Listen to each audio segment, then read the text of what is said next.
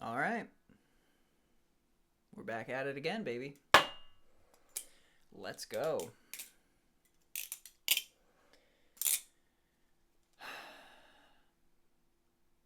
Well, to the people watching the VOD in the stream archive, I hope you've had a great day today. I hope you're having a great evening.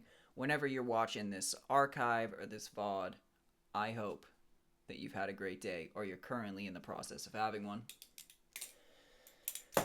And that is basically it. We are now just waiting for the community to arrive. What's going on, Jackie?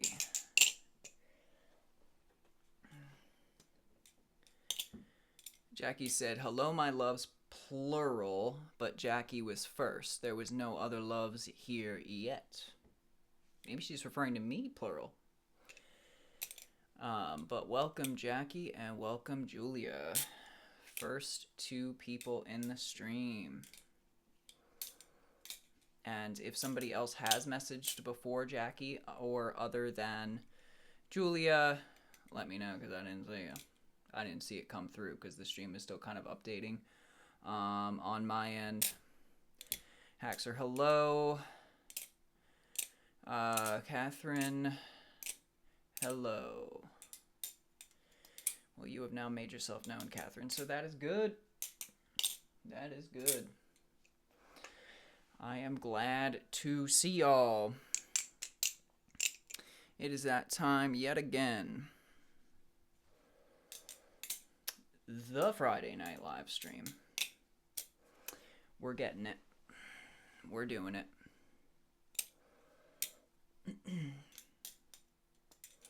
Thanks, Catherine. It was a hat kind of day. That's just how it had to be. Couldn't help it.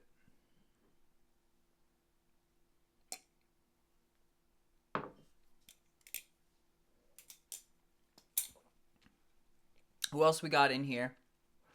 Come on. Let me know. I'm here. You're here too. Let's go. Make yourself known. Catherine is getting some kitty cuddles from Earl Grey, perhaps? Or from Lucifer. Nice, cool day for athletics regionals. Nice. It is indeed a nice, cool day. I agree with you. I do agree with you. It is Earl Grey. Awesome. We do love Earl Grey here in the Jackson Downer community, so I am glad to hear it. I know he's not. It's usually always Earl Grey when it is.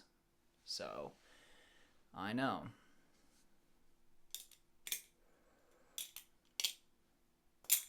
Keep getting rain. That's awesome. Lucky you. Lucky you, honestly.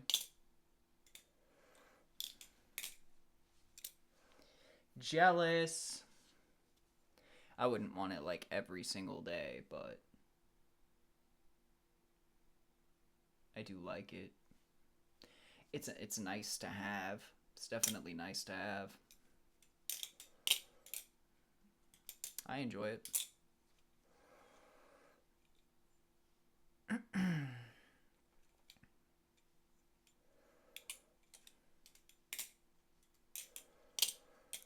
I'm not sure at all what you mean, Catherine, but that is good that you're excited for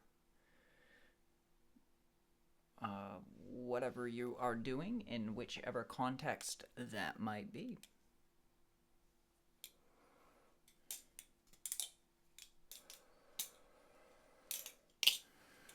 It's true. It's true, Jackie. It certainly beats the heat. That's right. I much prefer the chilly weather over the ridiculous heat. That's for sure. I certainly do. I always do. You can always add layers in the cold.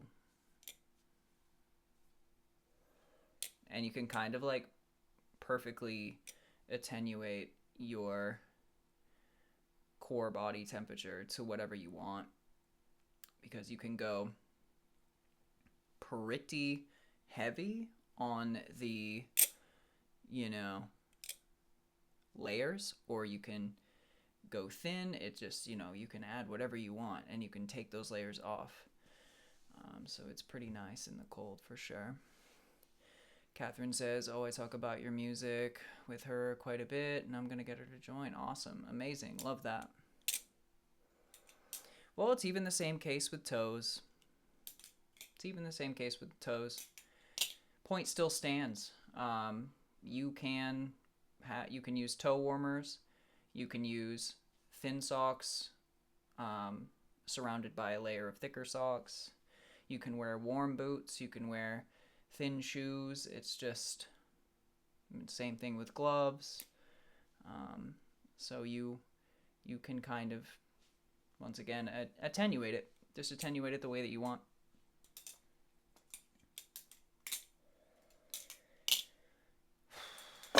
But that's great, Catherine. I'm glad to hear that. Ugh.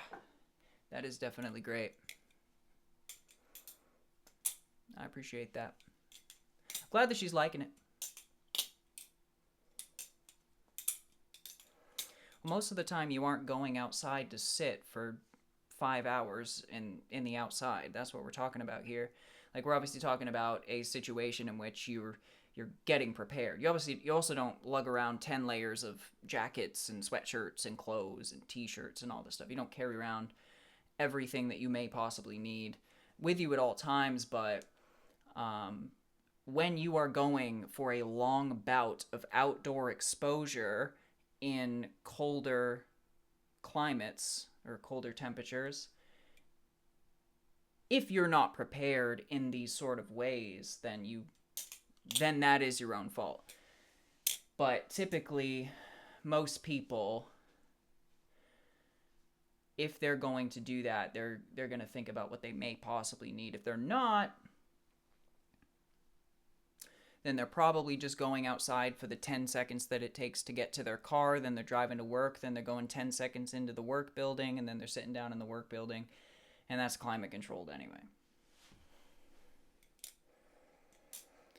Sounds good, Catherine. Have fun.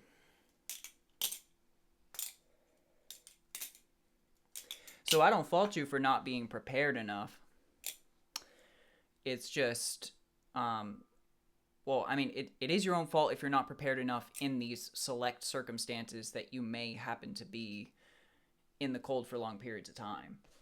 But those are two separate arguments. I don't carry around toe warmers with me all the time is not the same as I'm not prepared enough in this one singular day that I plan to go watch my daughter, you know, play sports outside for 6 hours at a tournament, you know. It's like slightly different parameters.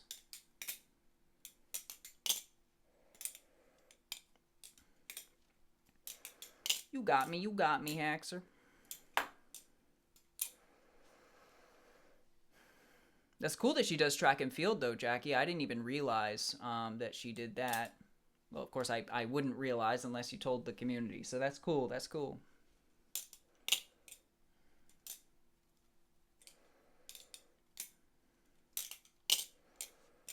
She must be in a lot of different events then, if she be doing the discus too.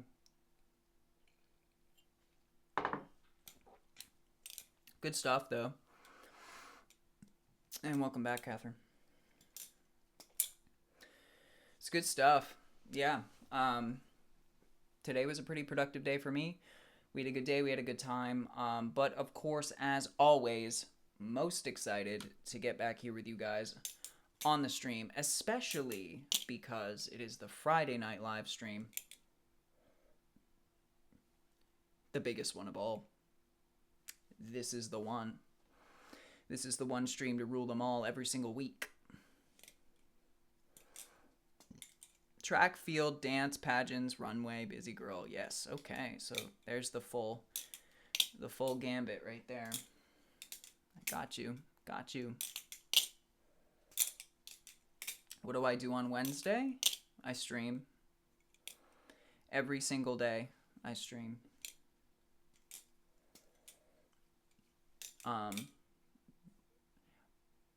It's a broad question, so I don't know exactly what you mean. What I do on Wednesday in terms of like the things that affect you guys is I stream. I sit here on the live stream and do my thing with you guys, but that's every day. Um, Other than that, I wake up, like I could go through all the mundane bullshit, but I don't think that really affects. What do I do? No, Friday streams are just the biggest because everybody's able to join typically. Not everybody, but the majority of people are able to join on Fridays because they don't have work the next day. At least the majority of people don't have work the next day. So Friday streams are a day in which, should the community choose to do so, they can come here and they can be a part of it. More people are able to be a part of it. Simple as that. Maybe I do more, maybe I go for longer, maybe I go for less, but there's no necessary... I don't have like a bulletin board behind me or anything like that where I have every stream planned out. I actually try to give you guys some sort of democratic choice of what you'd like to do in the stream. So it really just depends on you guys usually.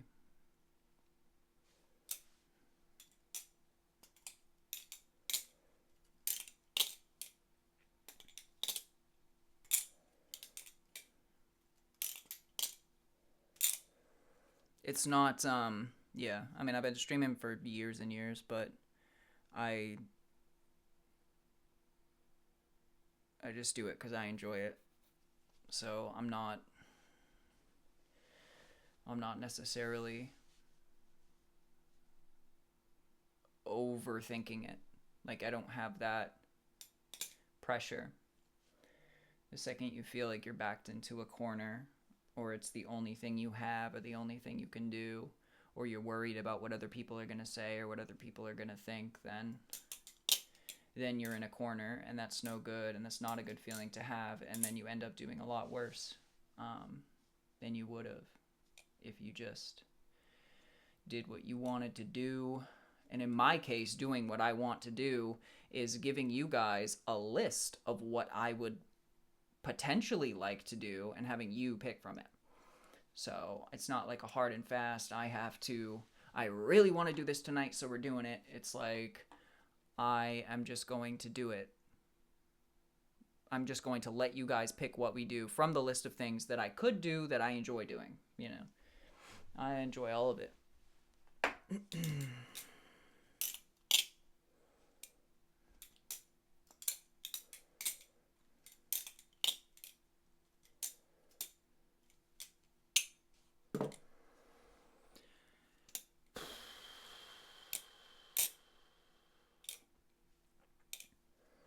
Shouldn't be that far.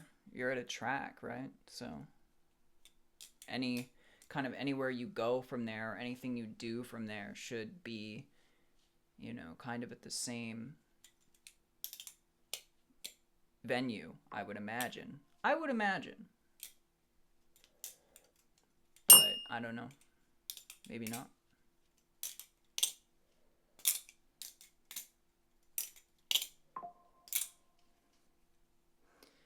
Now, that is when things can get problematic, is when they have certain events running at other events' time. And some events run late and other, you know what I mean? Like, so that is tough, actually. Well, they have to understand. I mean, they have to understand. Obviously, she's not going to be able to make it from an event that's, like currently going on right now.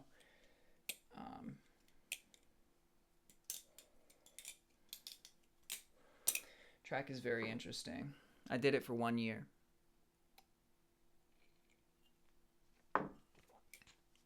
But it was mostly the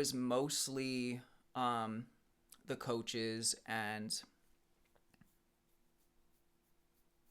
the atmosphere that I didn't like about it. I probably would have enjoyed it a lot more if the coaches didn't suck, but the coaches weren't actually like track coaches, they just sucked.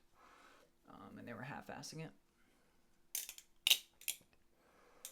Have I watched any new movies recently? New movies.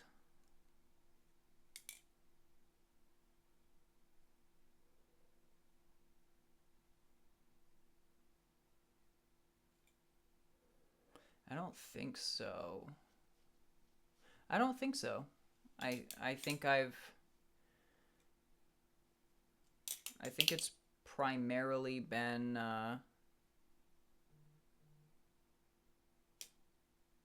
mainly series for me. Like YouTube and TV series for me lately. So I guess I'm not too much help there. There's one new movie from that Joaquin Phoenix is in, like a western sort of movie. I want to see that, but I haven't seen it, so I don't know. I can't recommend it technically, but it's a movie that I want to see. So I mean, we at least have that potentially on the list of movies I want to see. So that's cool. That's cool.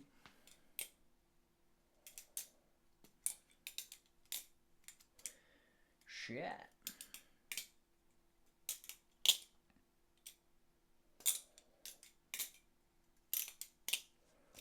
I'm thinking that I'm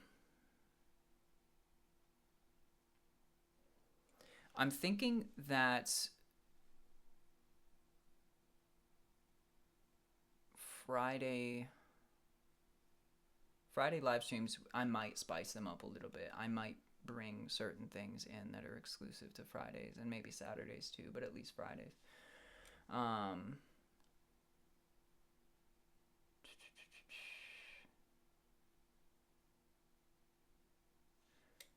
I could certainly do that, Jackie.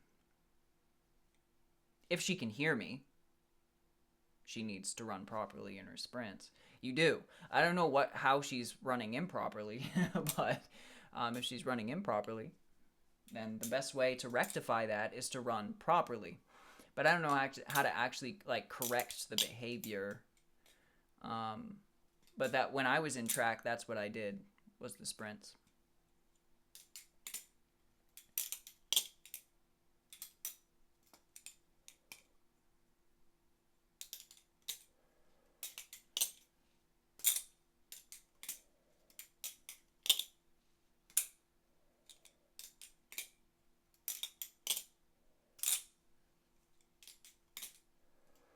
Oh, okay. She was going to be silly. She was gonna mess around. Well, Nalina, there are times where it'd be fine to do that. Like in practice, when you're at like track practice, mess around, have fun, run whatever. But during your meets, that's when it counts. That's when it matters. Give it your all. Give it your best shot. Your mom's there watching.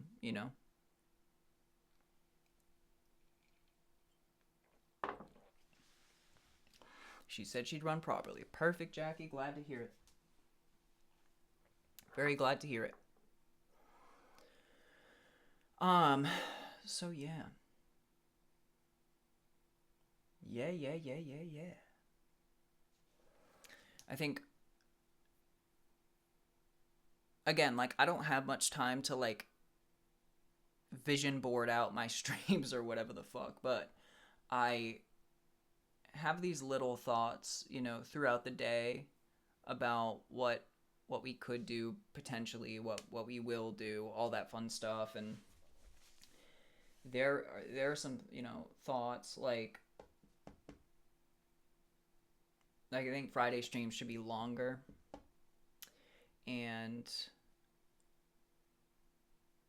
But again, that just depends. But I think they will inherently be longer because I think I'll try to make sure that I can do,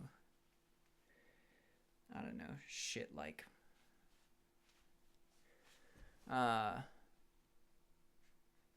Jackie says she now knows I'll tell you if she doesn't. Okay, good. Yeah.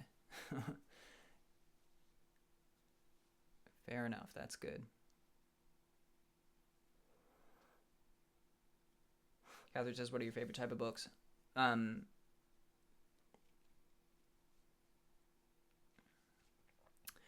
I am... My favorite type of books are nonfiction.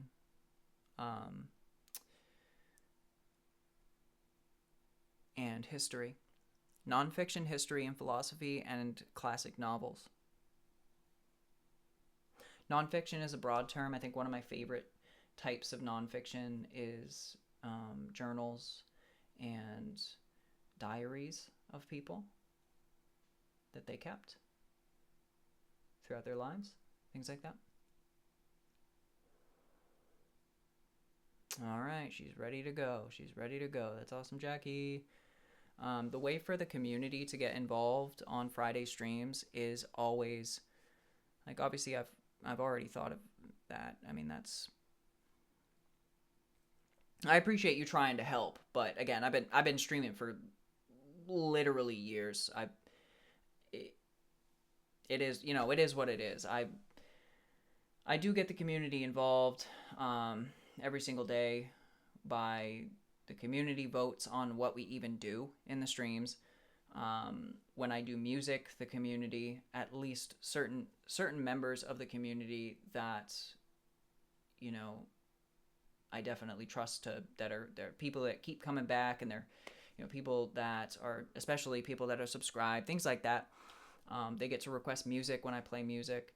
I don't always know the songs, but I try my best, you know. And you know, just shit like that. People can even, I've even said, request videos for YouTube night. Oh, if we're gonna play games, well, I'll give you a list to choose from of the games I have. We can pick, you know, what game we're gonna play, shit like that. So the community is the only reason I'm even here. The community is the reason why I do this every single day. Otherwise, I'd probably just do this once a week, you know, twice a week, maybe. You know, so I just do what I do what I can, and I keep the Discord community for you guys. I try to talk to you guys as a community in the Discord. I do a whole bunch of stuff, and pretty much everything I do at least online is for the community and to hopefully help grow the community and things like that. So welcome back, Luna, and thanks for the 5 bits as well. Coming back with a splash. You did not fall asleep tonight, Luna. That's good. I heard in the Discord that you had fallen asleep while sculpting last night.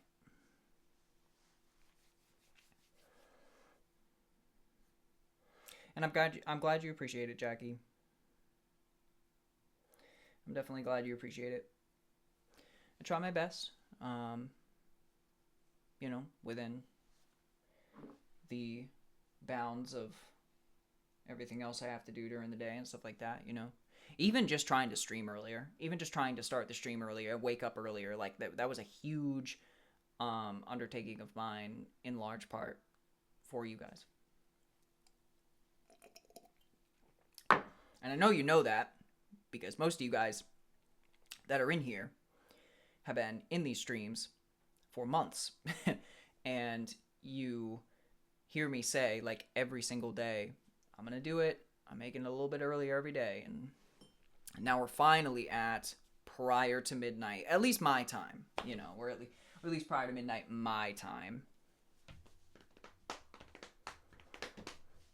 I appreciate that you appreciate me, Luna. I can tell you appreciate me, and I believe it. and it means a lot. Um,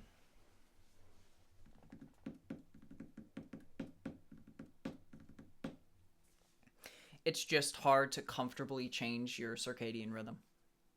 It's a difficult undertaking to change a circadian rhythm that you are accustomed to, and still actually succeed in your daily responsibilities and do everything that you need to do that day. It's not the easiest.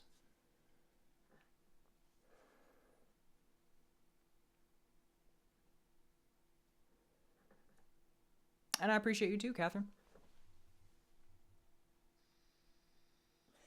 You know I do.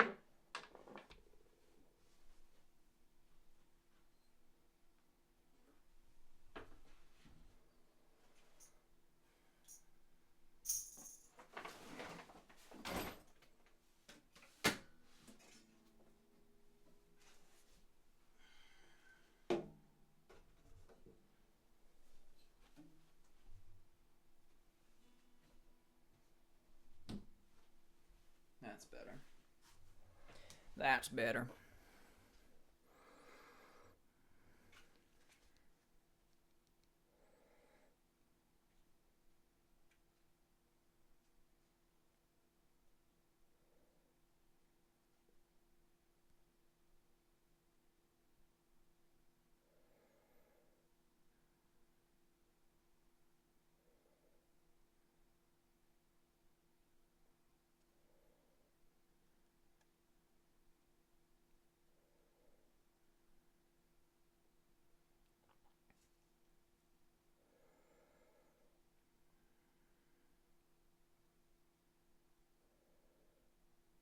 Mm-hmm.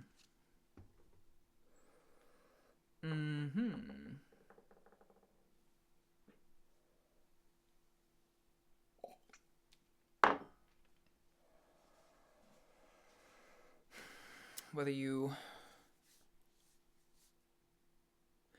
Whether you find and sort of get your energy in the mornings or the evenings is largely genetically influenced, and it's not something that you can necessarily help. You can force it, and that's fine, but it still doesn't change as much as you'd wish it could. Your chronotype is just something that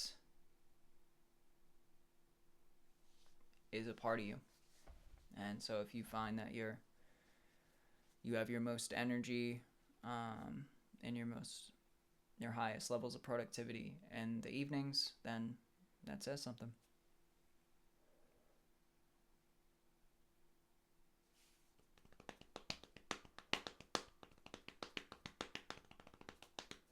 Yeah, exactly, Luna. That's definitely pretty understandable with insomnia, dealing with situations like that where you can't fall asleep,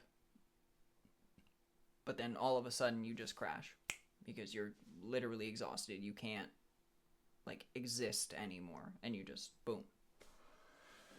I would say, and I don't suffer from that, but I would say that makes perfect sense to me. It absolutely makes perfect sense to me.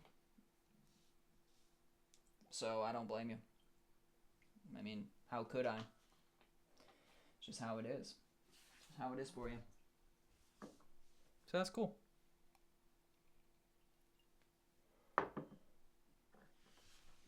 Very cool.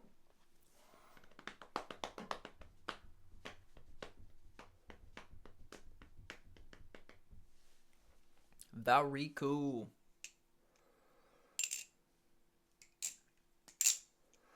Yeah. Crash outs can happen at the worst times. It's even worse for narcoleptics, though. Think you have it bad. Now that is a very troubling condition to have. Narcolepsy's got to be quite something. That's tough.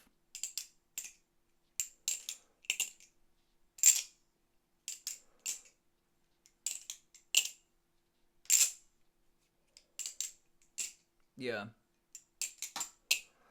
You do get a lot done.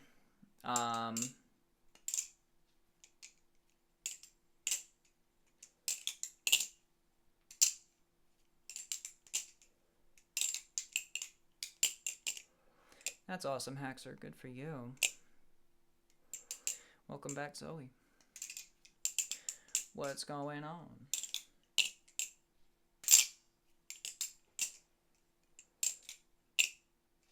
Got my windows open right now. I can hear so much cool shit outside. It's so chilly now that the creatures that make noise in the night and things like that, they aren't actually making any noise. So it's quite silent out there, which makes it even easier to hear deer and, you know, things like that. So that's always nice. You will hallucinate when you stay up for a very long time. Yes, absolutely. Thank you for the 10 bits, Luna. Much love to you. You are solidifying your place in first place for the bits in the stream. So I'm very proud of you, Luna. You are absolutely beating everybody. You're almost double the person in second place, who coincidentally, Toddy has just joined. Hello, Toddy. Welcome back. And she says, fuck that. Not double. Thank you for the 20 bits, Toddy. Much appreciated. Much love to you. Yeah, well, great, Zoe. It is Friday, right? It's the Friday night live stream. So here we go. We're doing it. We're doing it, and we're doing it up. And we're doing it well. I am spending a lot longer in just chatting mode with you guys tonight because it's Friday. It's a little bit of a longer stream.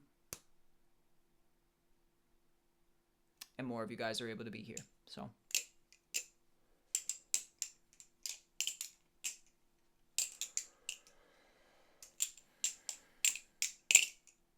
I've only ever stayed up for 24 hours, and it was for like a fundraiser.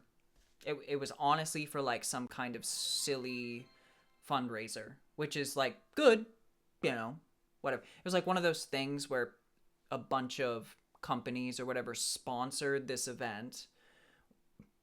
And we all just did like fun activity. It was like I was a kid, you know, and we all just did like fun activities, or like it was like a preteen or something. I don't know. So they sponsored it, and I think, you know, the organization that we were doing this with as a part of they were kind of paying for us to go and like travel around and do cool things all day and all night. I didn't stream that night. I was probably like 12 or something, you know, 12 or 13 or something like that, which would have been like over 1,000 years ago. So there were no cameras then.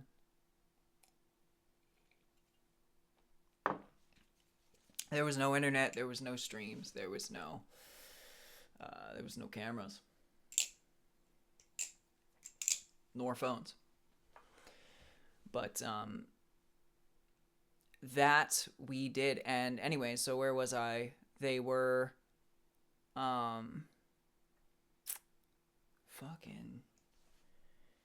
so we traveled around. We did little fun things as, you know, kids or whatever. And basically did that for 24 hours straight, and then I was miserable. I hated it. Like, I hated every second of it. It was terrible. At least when it came to like once you go over like 12 hours, or whatever, I don't know. It's not just my parents, it was everybody's parents. It was for a good cause, and it was with a good organization, and it was, one time. And what kid doesn't fucking stay up all night at least once in their life? That was mine. It was with some like fucking, charity group with one of my, with one of my best friends and like a bunch of other kids. It's like, it is what it is. I think I did end up napping at some point though. Tis what it is. And like a lot of kids stay up all night, but that's not the same as staying up for 24 hours or 48 hours or anything like that, Because like there's staying up all night, that might just mean, I woke up at 8 o'clock and I stayed up until 2 in the morning. That's a lot. That's quite a long time. But there's a difference between like I woke up at 8 o'clock in the morning and then I went to sleep at 8 o'clock in the morning the next day. Like that's tough on your system.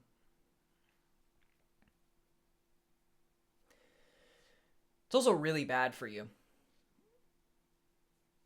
And speaking of the insomnia that we were just referring to, like it's it's something that you can't necessarily help.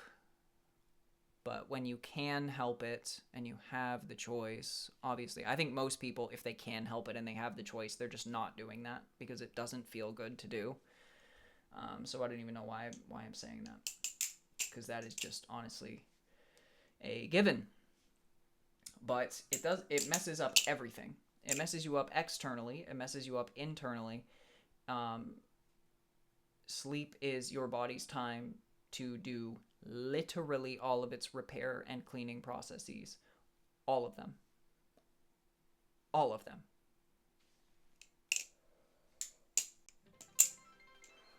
And when you don't sleep for an entire night,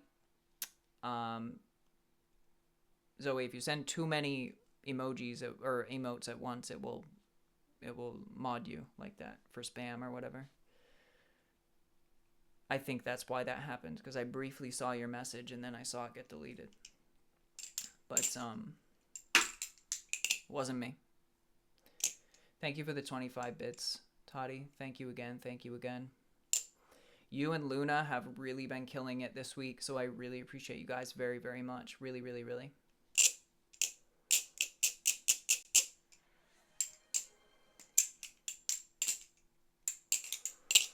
ASMR from Zoe. There you go.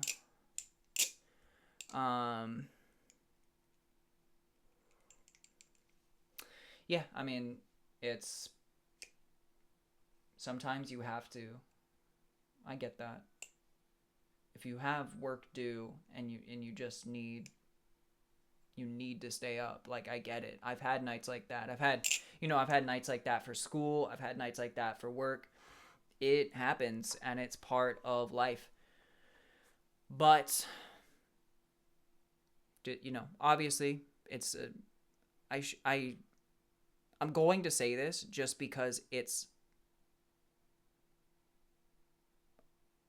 my brain is forcing me to do so, but it's so stupid, and I'm fully aware of it. Just let me say right now, don't do it if you can help it. But we all know that. And obviously, Haxer, in your case, of course you are, you did that because you really felt like you had to, and that's a judgment call, and good on you. Sometimes if you've procrastinated or you've just really worked as hard as you could, it doesn't matter. Like, if you need to do what you need to do, then you've got to do it, and you did it.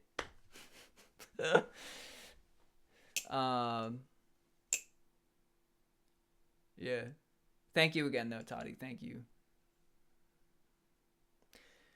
Sleep is a gift, says Luna, and I treasure every second I can get. Beautiful. I know what you mean. It is indeed a gift. It is. Sleep is very interesting. I could go into so much shit on sleep. Catherine says, even if I stay up late, I like to wake up at a decent time. Yeah, so that cuts your sleep short, which is bad. That's also bad. But keeps your routine intact though. So it kind of it's kind of not a bad thing in a way though, because it cuts down on the amount that you do that to yourself. You know, like you have to make that call of like, do I get enough sleep? I went to sleep really late. Do I just make sure that I get the healthy amount of sleep and reap the health benefits and the longevity outcomes from that? Or do I completely feel like shit the next day and still wake up at the time that I would have if I didn't go to sleep super late? Well, there's pros and cons to both. And of course, keeping your routine intact is one of the pros, of course. So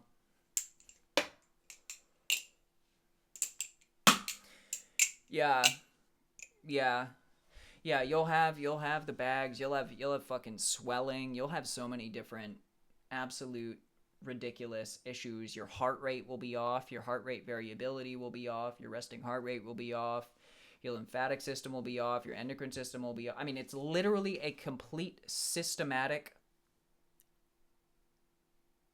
destruction. It just cripples your entire system wide, every mechanistic process in your body. It just absolutely destroys for a day.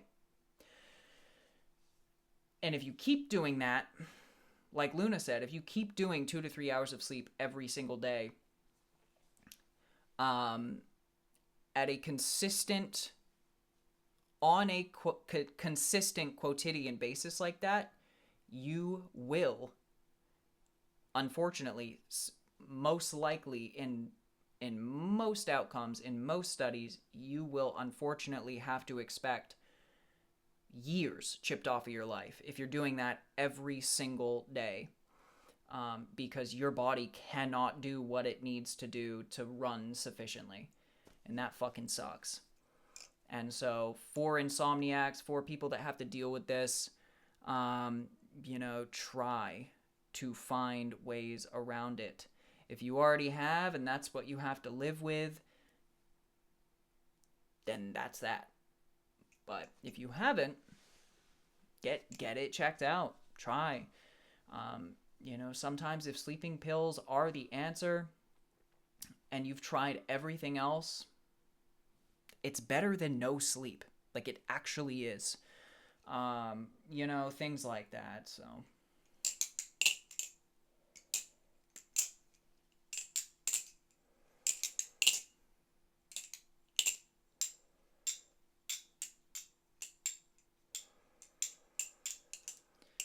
literally the amount of sleep you get per night is one of the key indicators of longevity in your life. Straight up. It's one of the number one lifestyle factors that will ensure you live the absolute longest and disease-free life possible.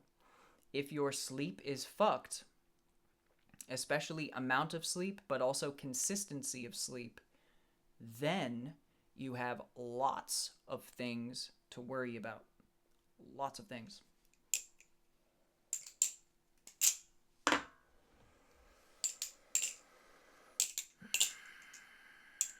And obviously, yeah, if you fucking just don't sleep for, if you literally don't sleep for, it doesn't even take a month, you'll just die.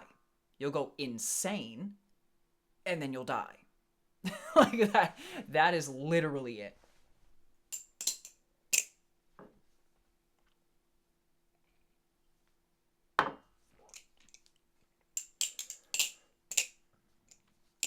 There's plenty of other things that you can do for a lot longer and not die. You can not eat for a long time. You can not consume many, let's just say like vitamin B12. You need vitamin B12 to survive, but you cannot. You can go months, even years sometimes, because your body stores B12 in the liver for later dates if you ever need it, when you need it. But there are certain things that you can't do it like that. You can't let it go for a long time.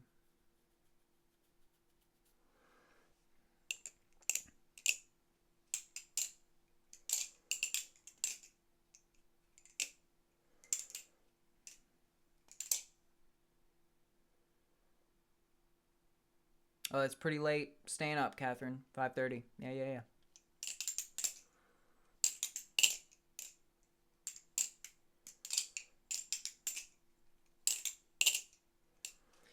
Yeah, you might have some pneumonia, Zoe.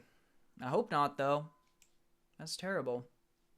If your chest really starts to hurt, or it already is, then do get it checked. Do get it checked out, especially if your chest starts to hurt. It does hurt. Then get it checked out. I don't know what else to tell you.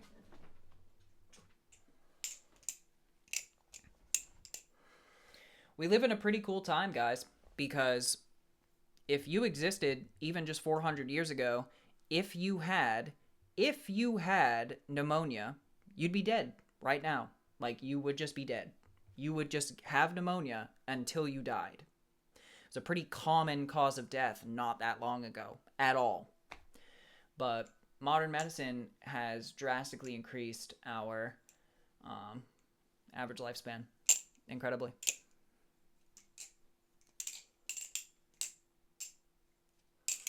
And yes, understandable, Catherine. It's the one time, right? Sometimes there are extenuating circumstances that make this go.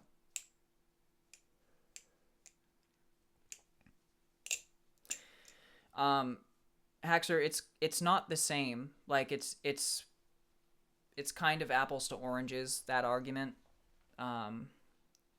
Logically, it's literally just apples to oranges, because you're talking about quality of life here. Like, you may be able to stay up and only sleep a couple hours per day, and you may spend less hours of your life unconscious, but what is your quality of life going to look like? You're going to be a borderline psychotic human going through your life. Everybody hates you. You hate yourself. You're full of anxiety. You're depressed. You have no muscle mass. You can't barely do anything. Like, this is a complete system-wide destruction of your body that you are, sort of hypothesizing here in that argument. So it's just not like, sure, probably if you do the math, you probably would actually spend less hours of your life. You spend more hours of your life awake and experiencing life, but you would be miserable for most of your life.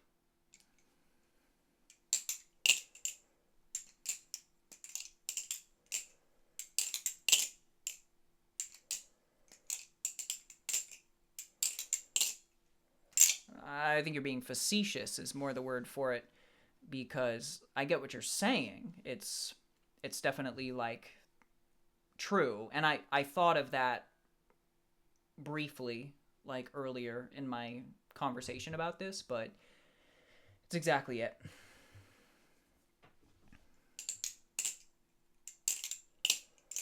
Well, Luna, a lot of people don't really understand how truly important sleep is.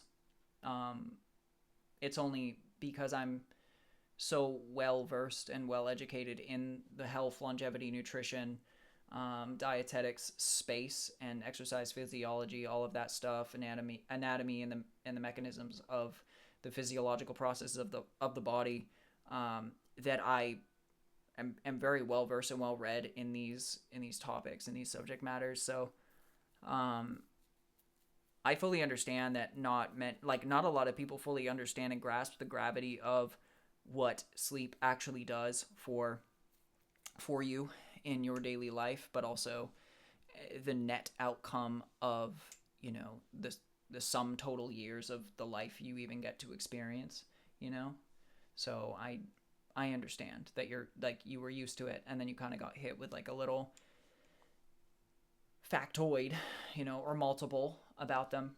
It's something that you really should, you know, get assistance with.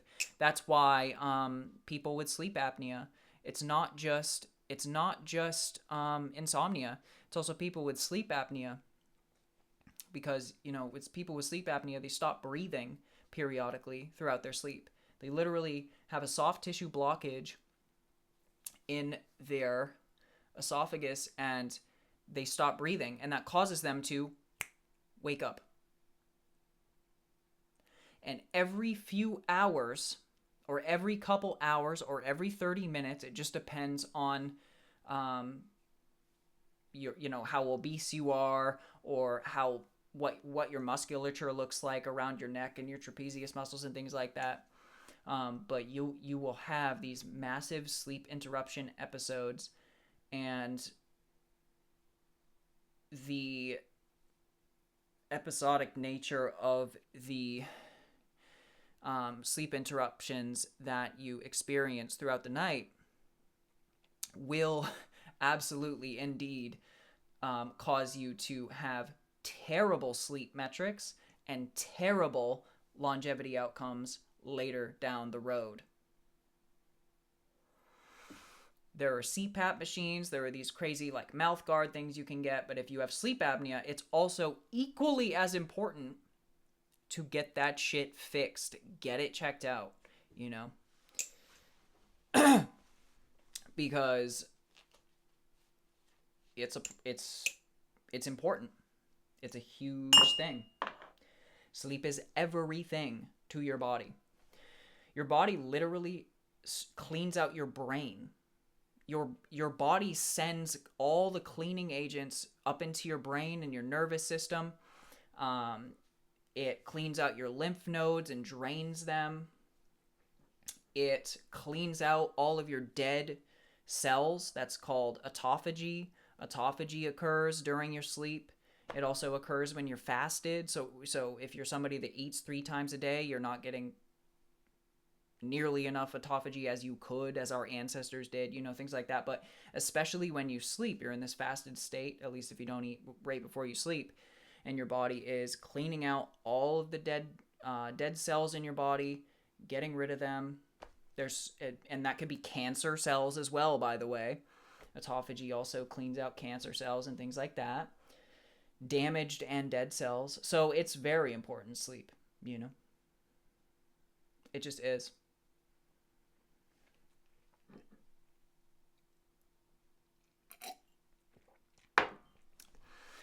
So you could say that, but I bet I get more sleep than you every single night. So I practice what I preach. Even if I stay up late, this is also why it's taken me. So you want to hit me with that shit, I'll give you everything. I'll give you everything to refute that real quick. So number one, I have been moving my circadian rhythm earlier very, very, very, very slowly. There is a method to that. It's because drastic changes to your circadian rhythm are not good. Number two, if I go to sleep at 5 a.m., which been a long time since I did that, so I don't even know what you're talking about. But number two, if I do go to sleep at 5 a.m., I'm making sure that I at least get 8 hours. 8 hours. And they have absolutely proven and tested that over 8 hours can actually be deleterious to your health outcomes. If you start getting too much sleep, which starts to venture into the 9, 10, 11, 12, and more hours, then you certainly are not doing good things for you. They say 6 to 8. It depends on the person.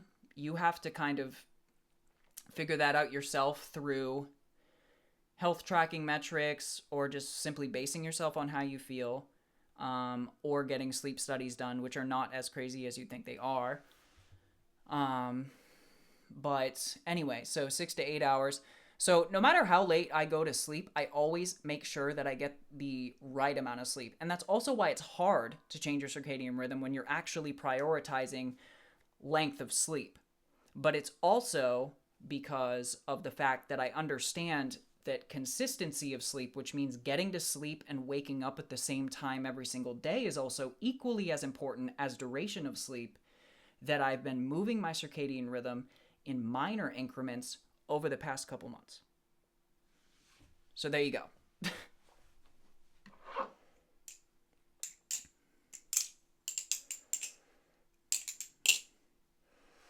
And that's cool you were kidding, Zoe, but I can't let that shit stand. So I just had to give you my reasoning, because I'm not going to sit here and be like, oh yeah, you got me, because you didn't. But even though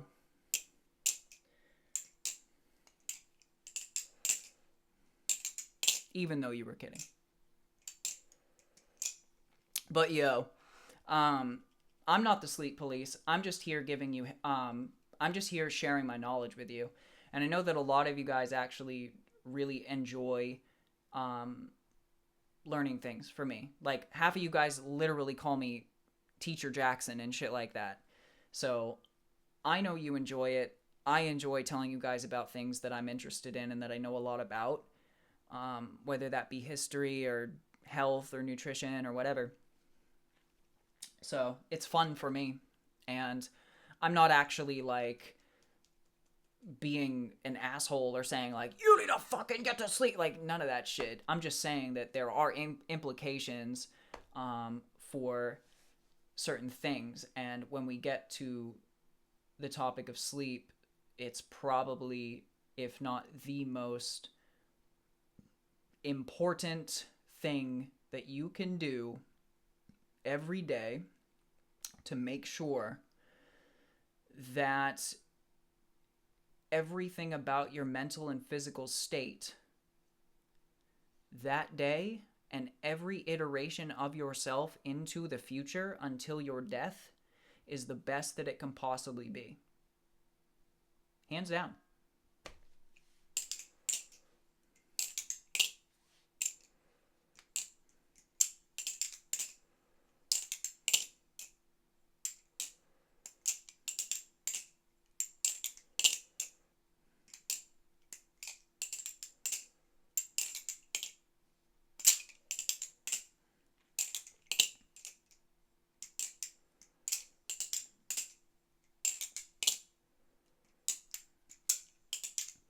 Yeah, no, Zoe, I know. I've never thought you were bashing on me, period. Toddy says there was a period when I would have sleep paralysis episodes quite often. Yeah, that's insanely scary. I've never had it, but from everything I've heard from people that do have it, it's terrifying. Absolutely terrifying.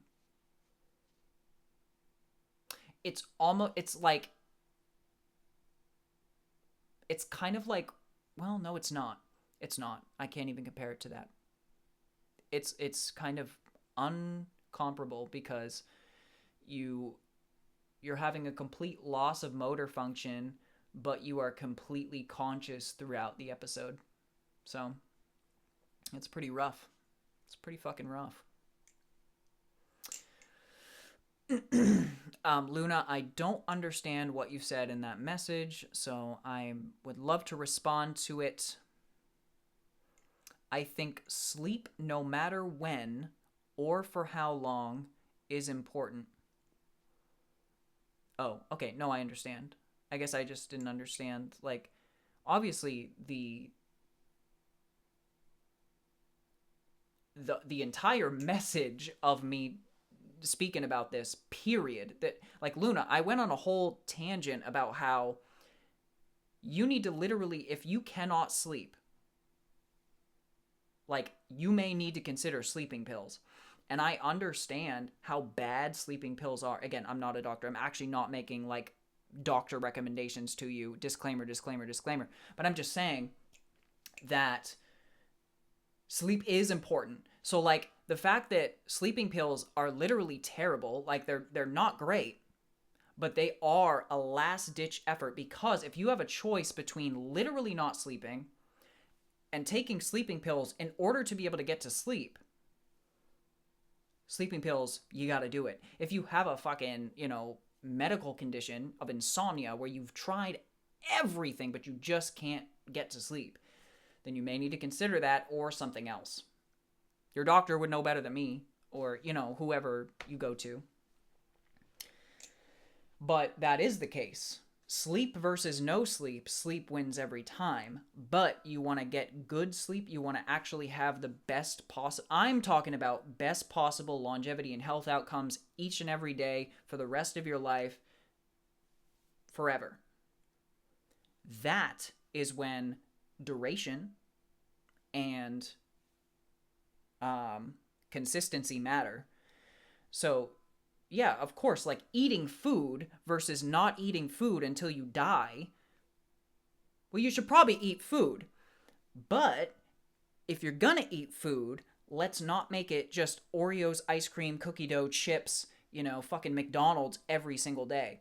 So like obviously that argument is it's kind of the same, it's kind of the same argument, right? Like eating food, no matter what food or how often you eat it or what kind of food or how healthy it is or anything, is better than not eating at all. Yes, probably. At a certain point, because again, fasting is actually good for you, whereas fasting from sleep is not good for you. So it's not completely one-to-one, but you get what I'm saying there.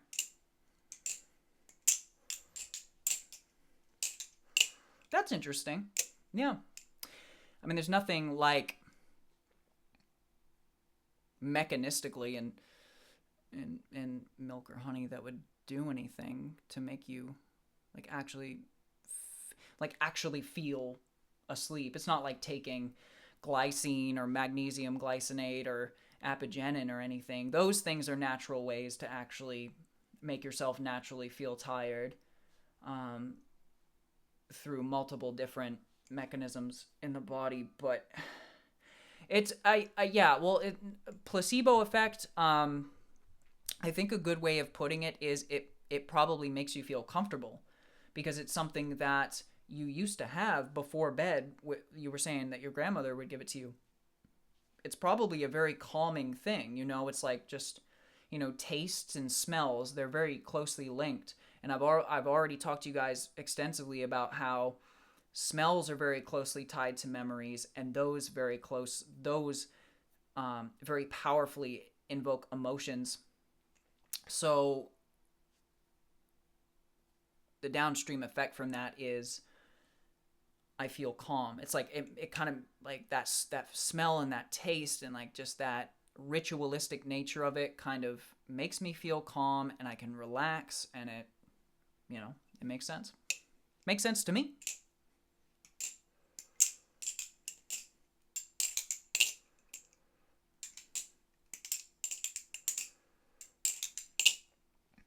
I think I know why it helps, and I just laid out why I think it helps. But again, that is, it's only a guess. It's an educated guess, but it's also an educated guess based on the fact that I know that milk doesn't make you tired and honey doesn't make you tired, and if anything, honey actually would make you wired because it's full of sugar.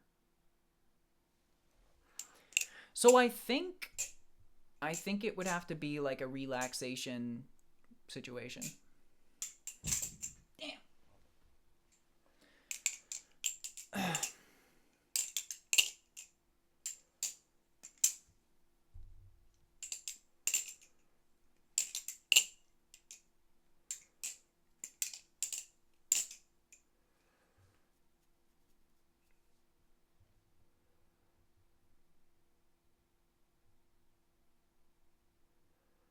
Yeah, that's anxiety for you, Toddy. Like when you have like pretty bad like bouts of anxiety, you can really feel that that heartbeat in your ears. I know what you're talking about. And the fact that you have to wait for it to pass, yeah, that's pretty much that's all you can do. It's insane. Absolutely wild.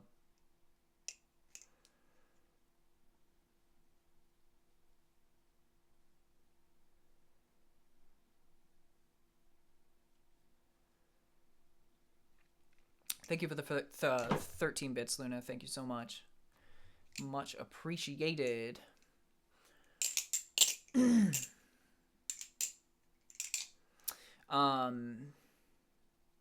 Yes, there is that. Well, that was a myth. That warm milk and things like that made you tired. That certainly was a myth. And that's probably why, you know, 2 generations back, a grandmother would do that for their grandchild, for that very reason. And it makes perfect sense. Makes perfect sense, like what their thought process was. It's probably like my parents and their parents and their parents and their parents and their parents, they all did it, and it was, so it was like just a thing. It's a tradition or whatever. I guess that most likely that is anxiety and stress. Indeed. The heartbeat in the ears is basically an anxiety attack. Essentially.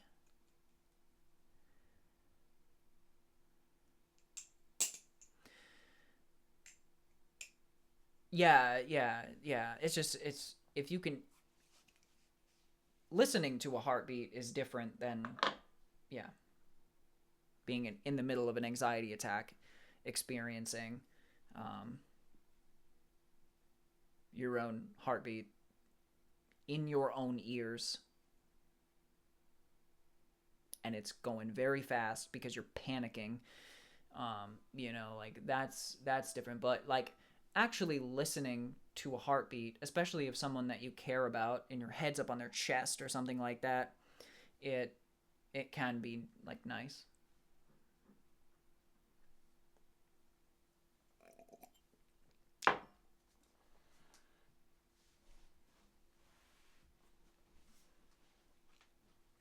And there you go, Luna. There's that tradition. There's that tradition indeed. And she's in the finals. Good job, Nalina. Welcome to the finals. Nice work.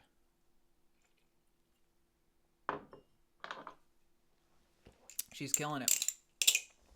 Good job.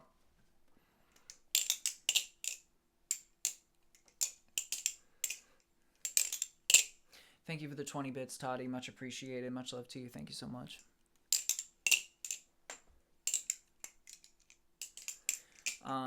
Any traditions that my parents passed down to me?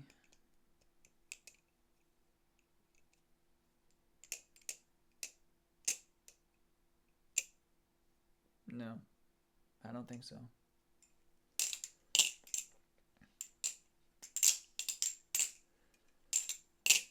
I don't think so. If there's like, there's definitely things that my parents have taught me that are traditions for parents to teach their kids, but they're not like a scientific, and I mean not a space scientific, I mean a scientific, the one word, like things like a scientific myths and things like that have been passed down to me that I just carry on because it's tradition. Like, that's a logical fallacy. Appeal to tradition. Something's right or something's correct just because people have done it before you. Logical fallacy. Not true. I don't operate like that personally. So basically, there were things that my parents have absolutely taught me, like to brush my teeth, to eat well, eat healthy. I've built upon that knowledge, of course, I'm in my own right, but there's a lot of really good values and like daily traditions, but they're more like daily healthy habits or things like that my parents have instilled in me that I certainly carry on throughout my life. And I certainly have my parents to thank, because I see a lot of people that go through their lives where their parents never taught them that brushing their teeth, for just something as simple as brushing your teeth, we'll take that, is completely inconsequential. Brushing your teeth, to some parents, they don't give a shit if their child does it. It's a bother. It sucks, and they don't want to have to do it because it takes, it's annoying to have to teach your kid how to brush their teeth or whatever your reasoning. For a kid to grow up thinking and feeling like brushing your teeth is inconsequential is extremely bad, and once again, deleterious to their health. But so anyways, like, I don't discount little traditions and healthy habits like that, because there are parents who don't know what it is to eat healthy. They don't teach their kids how to do that. They don't teach their kids that you should floss or you should brush or anything like that. They don't teach your kids that, hey, you should probably, like, they don't do a lot of things. And so, like, I understand the value of these little things. And I appreciate my parental units for that. Very much so. Very much so. No, flossing is more important than brushing, Haxer. Any dentist that actually has a brain in their skull will tell you that if you could only do one thing, it's floss. If you could only pick brushing or flossing, you should floss. 100%. So you are almost correct there. Just nudge it a little bit, a lot more in the flossing direction, and you would be correct there.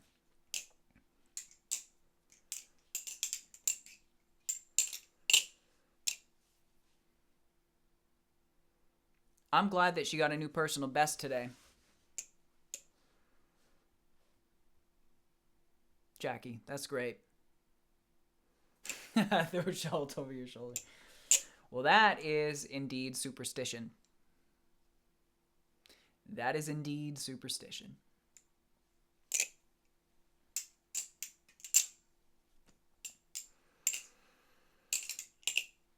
As you head back through the annals of history, you find that as you go back, the amount of things that science could explain was less and less. So society, needing answers and feeling like they needed something to explain whatever the fuck was going on, throws in religion or superstition in its place. And thus we get the witch trials. Thus we get exorcisms. And I could go on for days. But yes, that's what superstition's born out of, is a world and a society that had no answers for certain things, and they just felt like, well, throw the salt over the shoulder, baby. If fucking Miriam over in the next hut is having like a full-blown seizure, then she must absolutely be possessed by a demon. And, or, depending on what society you're living in, you're a witch. Well, now we'd explain that as a seizure. We know what causes it. We know what happens during it. But back then, we'd literally burn them alive. Woo!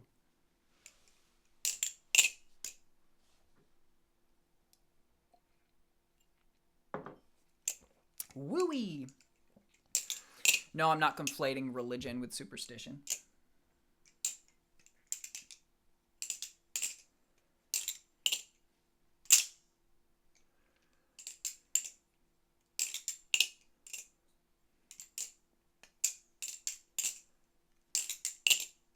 Now you know why. There you go, Luna.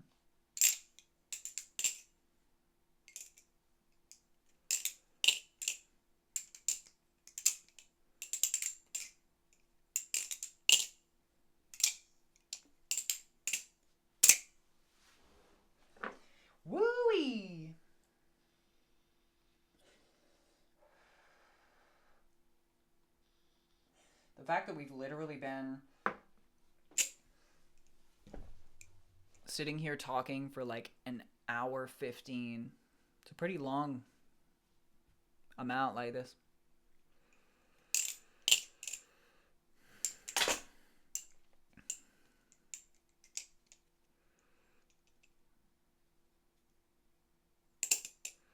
Nah, religion and superstition are two different things. They are both ascientific, and both illogical, but they both served in the past different. They were and are different things. So I definitely am not conflating the two, but they both serve the end result the same, which is describing the things that science can't. So what you'll notice about religion and superstition over the year, well, superstition is just complete BS. It's like if you turn around 3 times and do a backflip and then a somersault, you're not going to have your ship sink as you sail across the Atlantic Ocean. Okay. That's superstition in a nutshell. But religion is something different, where back in the days, it would explain things like what's that ball of fire in the sky? What are these stars? How did all of this get here? It answers all of these scientific and philosophical questions that we had, whereas superstition doesn't. So these are two different things. But what you'll notice is as you extrapolate religion out to the future, religion and what it can explain and what it does explain, that circle gets narrower and narrower and narrower and narrower and narrower and narrower and narrower, basically to the point where the only thing that religion deems the people that believe in religion can even possibly deem to claim is that God created the universe, like God created it all from the beginning. It wasn't, you know what I mean? Because that's the only thing that science actually can't necessarily prove. Well, it's one of the only things that science can't actually prove. So you take that example of like seizures. Okay, well, religion had a part to play in seizures. We can't explain why Marjorie over there in the next wooden shack, in Plymouth, Massachusetts, is, freaking out and flailing around, So it obviously was Satan and one of his demons from hell that has come and possessed her because she's been having bad thoughts. She's been thinking a little bit, I don't know, she's been thinking a little provocatively about the boy next door. And so the demon came in, inhabited her, and now we need to toss some fucking holy water at her, or call her a witch, burn her to death, and now we've got our problem solved. The church has the answer for that. But then we figured out, okay, it's because of a seizure, and then religion couldn't say anymore. Religion had to kind of tighten up. Well, okay, well, maybe seizures aren't caused by that, but it's religion and our beliefs still fucking explain all of these other things, and then we disprove those things, and then it gets a little tighter. And then it gets it's just how it goes. That's what religion does, is it creeps in to explain the things that science can't explain yet.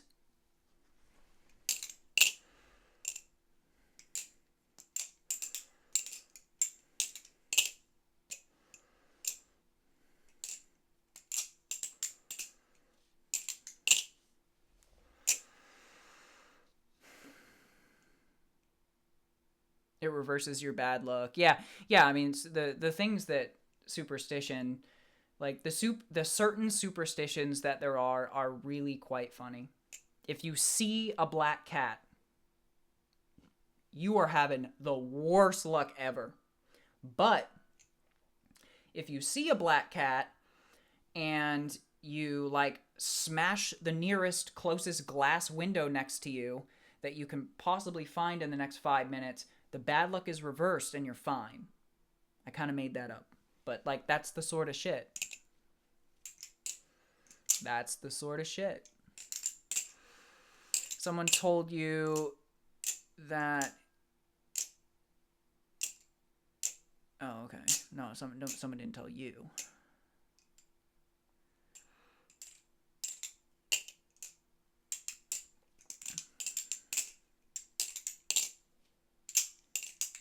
Yes, well, that's the other thing, and that's why I'm saying it's not the same thing as superstition. Religion also seeks to basically provide a moral code for people that need a moral code. And back in those days, it did help, I think. It did. But there are plenty of people that don't believe in religion that aren't running around and pillaging and murdering and, doing tons of terrible things. But in those days, especially back in those days when there wasn't, there was a totally different mindset, and we didn't have everything we needed, and people were pretty much suffering all the time in various ways, dying all the time. From various minor illnesses, dying, the lifespan was like literally 25, 30 years old, things like that. People were just running amok. And religion did serve that purpose as well, for sure. A good moral code.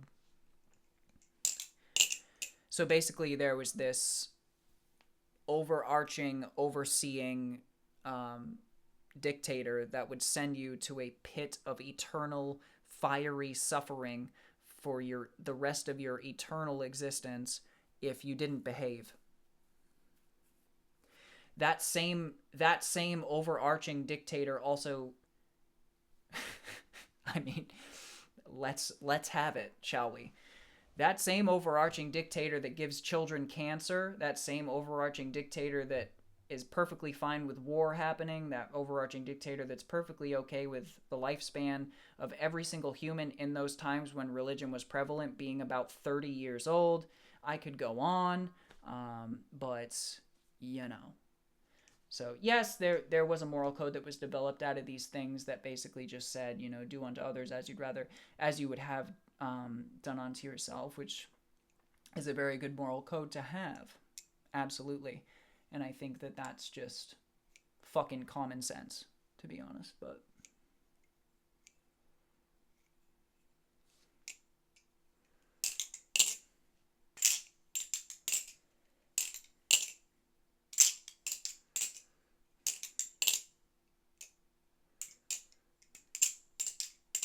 yeah, I knew what you meant, Luna.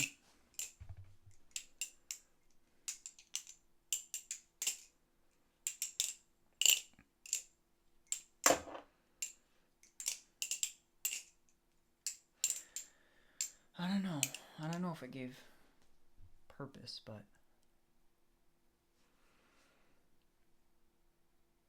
I don't know if religion's giving people purpose. Like if you live in a good way and be good to others and not steal and not beat your slave too bad, because again, that was part of the moral code too, was like,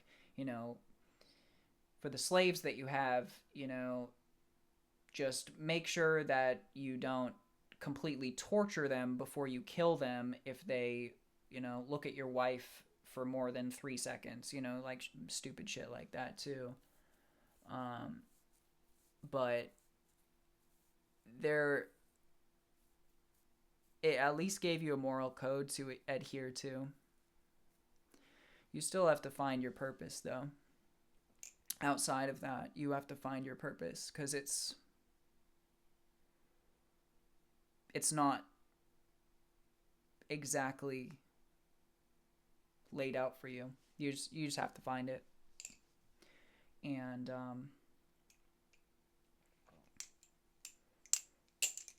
there is no actual purpose, but you make what your purpose is. You determine what matters to you and what kind of impact you want to have in the world and in society, because you can make that impact. You know, every person that you interact with, every life that you touch, every customer you serve at your job, but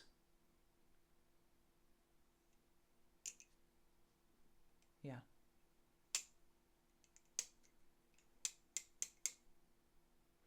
Yeah, I mean, black cats are great, Catherine. I have one. I mean, she's not all black, but she's black. I love the color black. I'm literally wearing all black right now, actually. Um,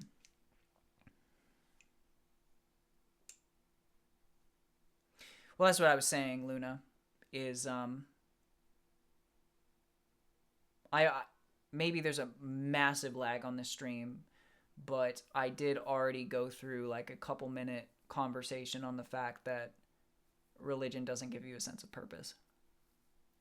And treating others the way you want to be treated is not purpose. That's not your life's purpose or a life's purpose. It's just a moral code to adhere to.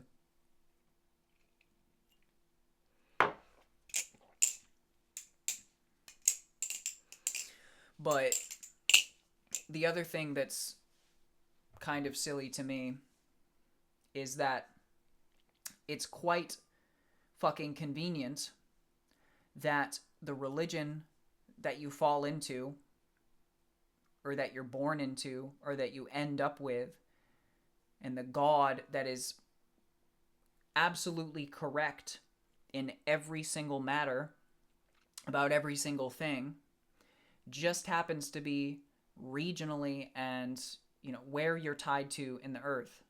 You know, if you were born in fucking India, you'd be praying to Ganesh right now. You know what I mean?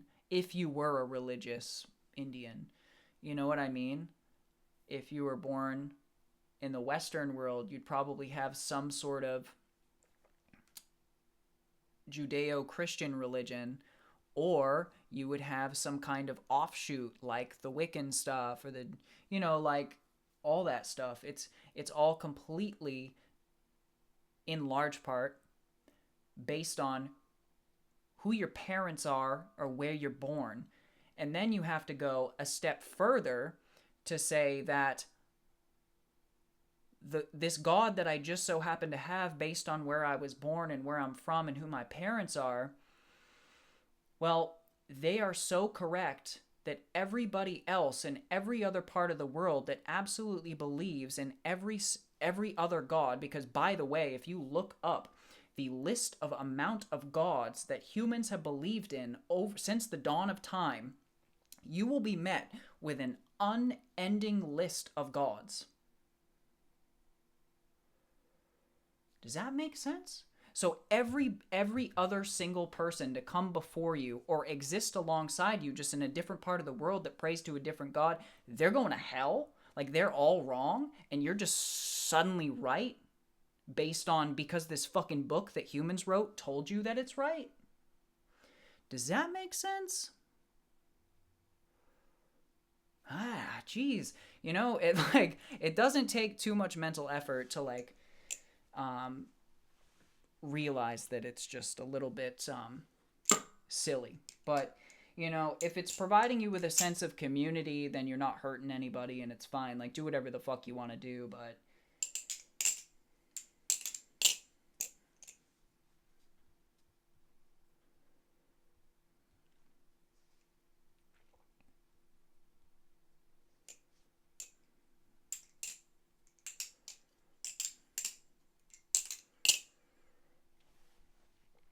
actually, I didn't say that religion advocated for slavery. I said that religion was perfectly okay with slavery because it was. It absolutely was. And you're talking about one religion, but slaves have existed since the dawn of time. And by the way, they still exist in many parts of the world. Slaves still exist. And because, once again, like, the Christian God, whoever the fuck that was not the ultimate he was supposed to be this moral pinnacle of like, I know what's good. Everything that I say is exactly how it has to be because I am the absolute gold standard for morals in all time. Well, pretty much everything in the Old Testament that this gold standard of moral God came up with is absolutely morally abhorrent. Like, absolutely.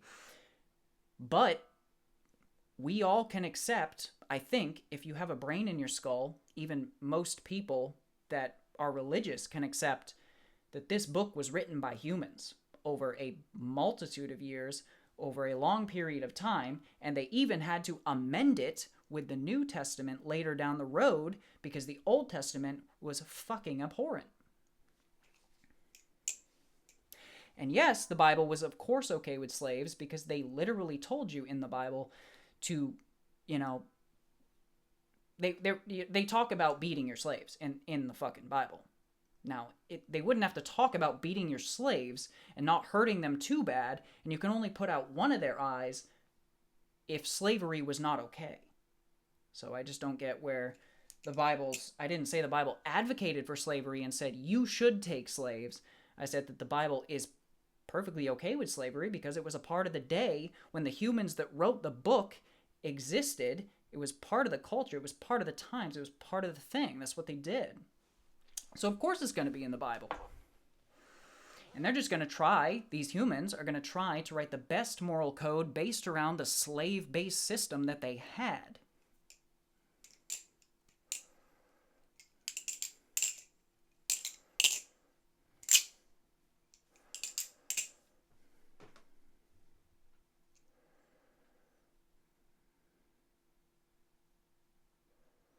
That's cool, Luna. That's the best way to do it. Like, you shouldn't have to, as a parent, kind of, like, ostracize your children for, not believing or thinking the same way that you do, you know? You really shouldn't do that. And that's a good way that she raised you in that sense, for sure. It's like, you know, as a parent, you kind of just have to guide your children the best way that you can, but also let them form their own ideas as long as they're not harmful, you know, to themselves, especially when you are literally the steward over their well-being and their, you know, their life.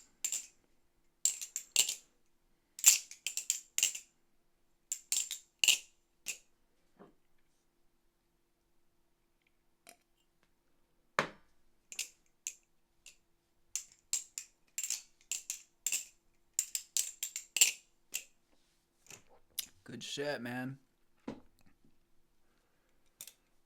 Good shit, baby.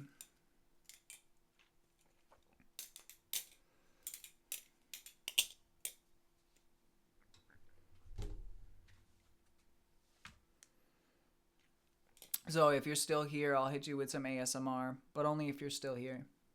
I think you are.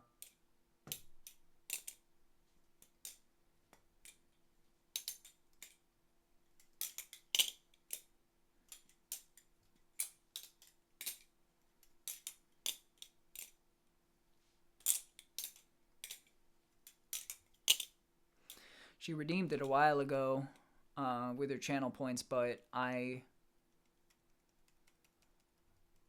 was speaking.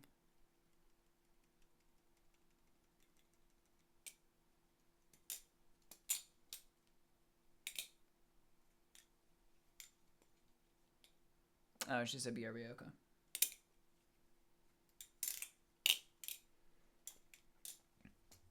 Well, when she comes back, I'll probably see it when she comes back.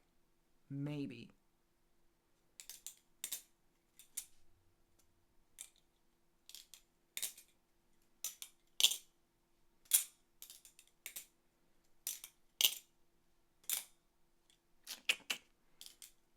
So that's cool. Trying to think here.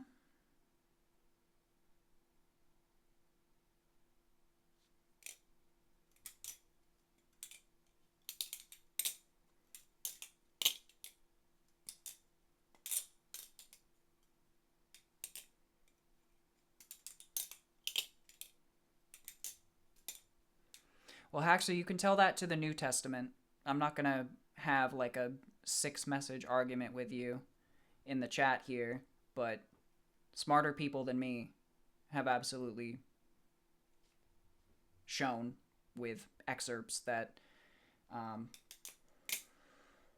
slavery is what it was, and everything that I said, which I'm very careful about the verbiage I use and what I say, which you completely misquoted me and said, the Bible doesn't approve of slavery. The Bible doesn't advocate slavery. I never said the Bible approved or advocated. Once again, not saying that. I didn't say that. I'm careful about what I say. But,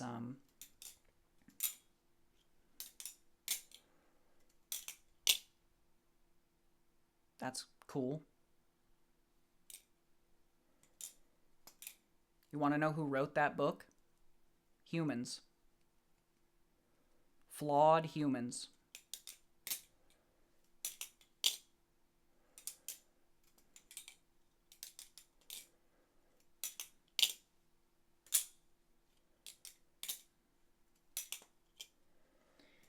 Flawed humans who existed in a place where, well, slavery was pretty fucking normal.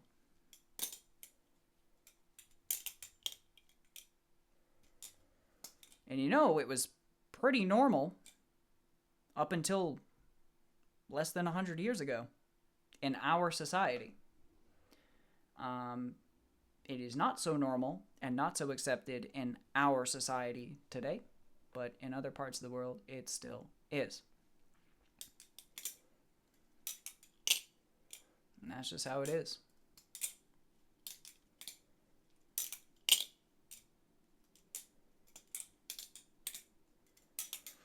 And you can argue with me on the slavery hill and die on that hill all you want, but every other thing I've ever said in this entire conversation that was not about slavery still stands. And I haven't heard you going off and refuting those things either. So it just is what it is. Let's say the Bible says slavery is absolutely abhorrent in the Old Testament. They talk nothing about, you know, you should be sure to beat your slave in this way, and you should be sure to beat your wife in this way, and all that shit, you know, all of the morally abhorrent stuff that it did absolutely say. Well, that doesn't at all excuse or cover everything else that I said and every other point that I said in this entire stream on the matter.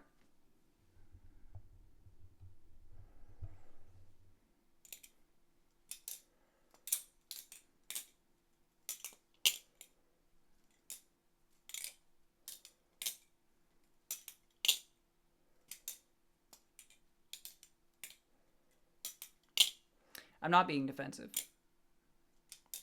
I just answered what you said.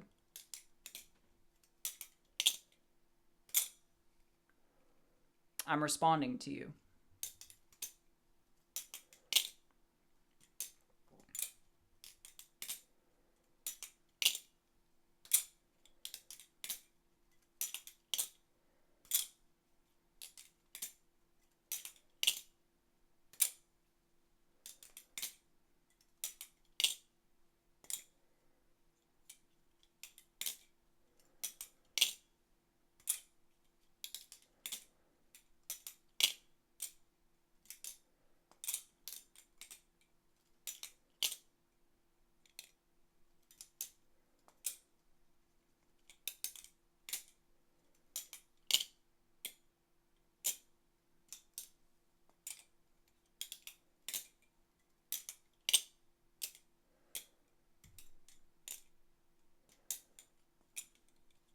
And once again, all of my other ideas still stand.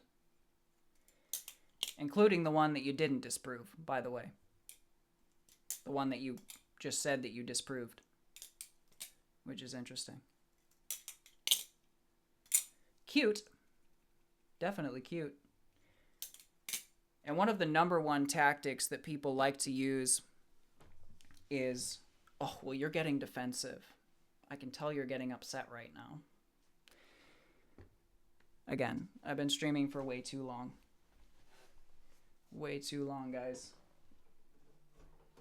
I've also been streaming on other platforms such as not Twitch, in which the antagonization and actually people just trying to upset you and make you upset and make you actually defensive are constant, non-stop, all the time. Twitch isn't like that for me. Twitch is a pretty fun, good place for me to just talk to my community, so...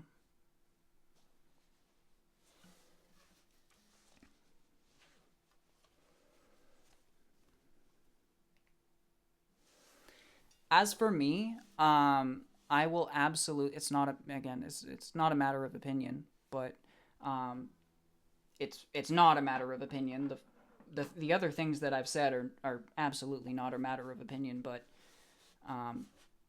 that's fine. And no, like, once again, I'm telling you, I'm not getting defensive, and I'm not being antagonized here. I said Twitch is a good place for me to just talk to you guys and have a good time. And talk to the community. I said, I've been streaming for way too long for me to be actually feeling defensive and to be in a place and streaming where I feel like I'm under attack and I have to defend myself. Like, you're here to listen to me. If you don't want to listen to me, you can go. Like, it's fine. And I accept that. But I've absolutely been in... All I was saying was I've been streaming for many years in places where people come on the stream just to antagonize you. I know what that's like. And I've absolutely gotten it out of my system and understood that getting defensive, getting upset, and getting antagonized by somebody is it's not the way to go. It's not the way to be. And it's not a good look. So,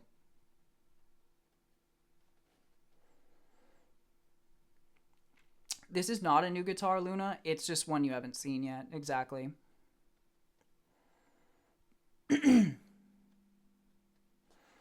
Welcome back, Zoe.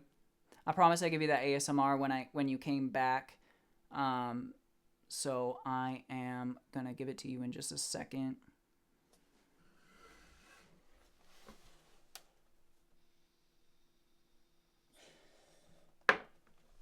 But Haxer, one thing I will say is that a good debate tactic is completely ignoring all of the good points and going for low-hanging fruit.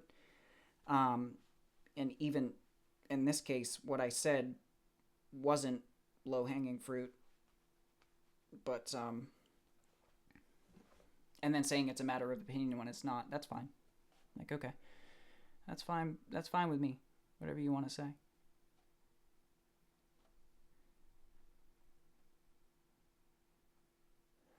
That's right, Luna. Like, I wouldn't be talking about that stuff just like randomly out on the street, or even health topics, even so many things that I talk about.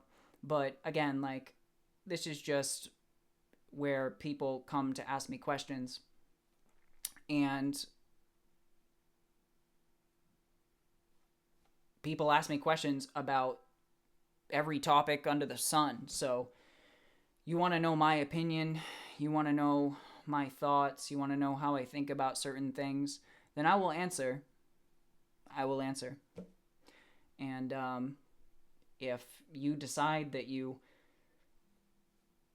don't want to watch the stream or don't like me anymore because I have a certain view that doesn't align with yours, you got the freedom to do that, number one. And I'll just leave it at that. Like, you get the freedom to do that. That's cool. But, like, I don't mind.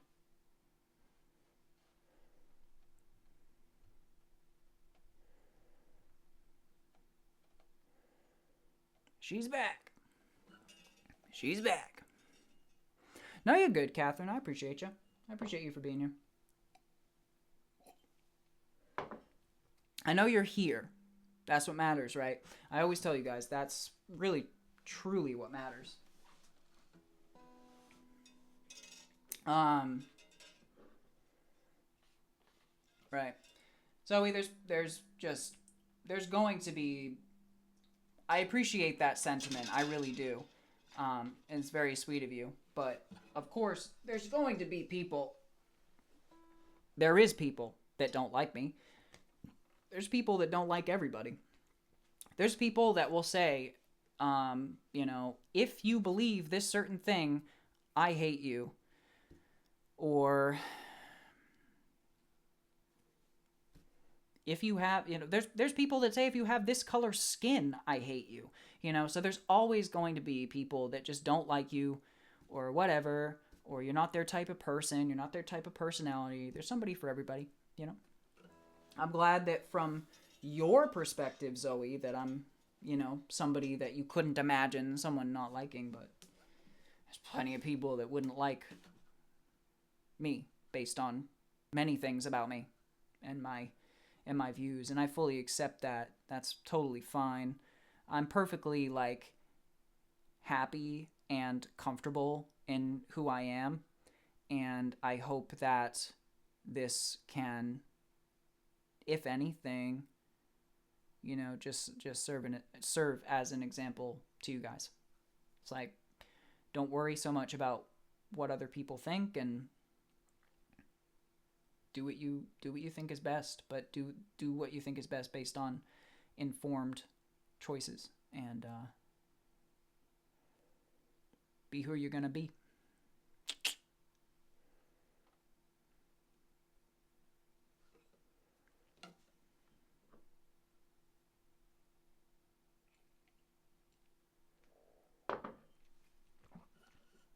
And my long name?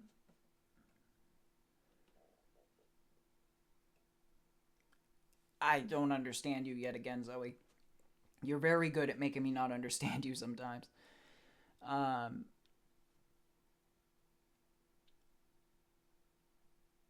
18 bits. Luna, thank you so much. Appreciate you. Zoe, if this is something about religion,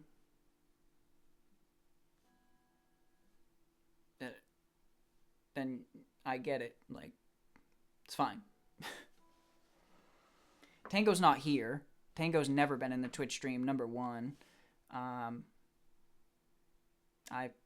haven't seen her in a stream in a long time, unfortunately. We've lost people along the way, but they're probably still they're still in the Discord. They're still in the Discord. They're still getting my notifications, most likely, unless they silence the notifications for Discord, but that's fine. That's cool. And some people just really have to change up their priorities, or maybe Tango was on a vacation at the time and now she's back to work. There's certain things where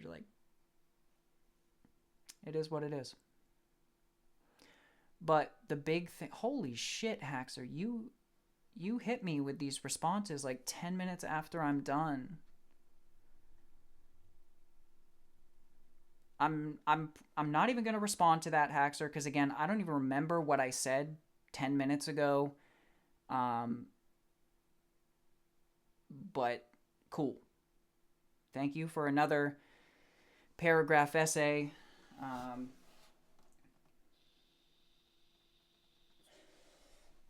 And as always, like I say to everybody, thank you for being here and being very engaged in the stream, Haxer. I do appreciate you. You're one of the newest members to the stream, and I appreciate you for being here and being so engaged. You've been probably one of the most talkative people in the streams when you're here. So I appreciate that. I appreciate you. But again, I don't even remember what I said to you. Either you got massive stream lag or you are taking a long time to respond. I don't know. But either way, I appreciate you for being here. Thank you for the 20, Toddy. Much appreciated.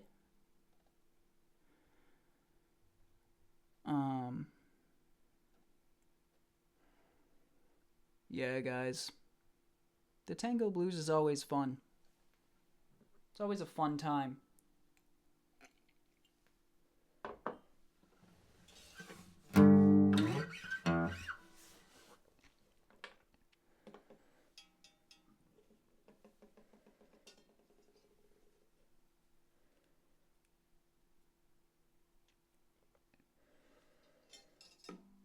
Well, if there's one thing that I know about each and every one of you guys in this stream is that you really care when it comes to making sure that I don't interpret your message in the wrong way. And I always appreciate that from you guys because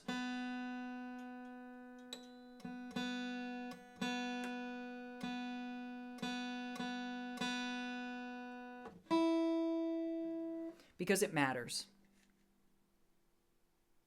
It matters to you. It matters to you that I am not, interpreting a certain message of yours in a way that you didn't intend it, and that matters to you, and that is great, and I appreciate that. And that's like just about every single one of you, because exactly like you guys always fix it.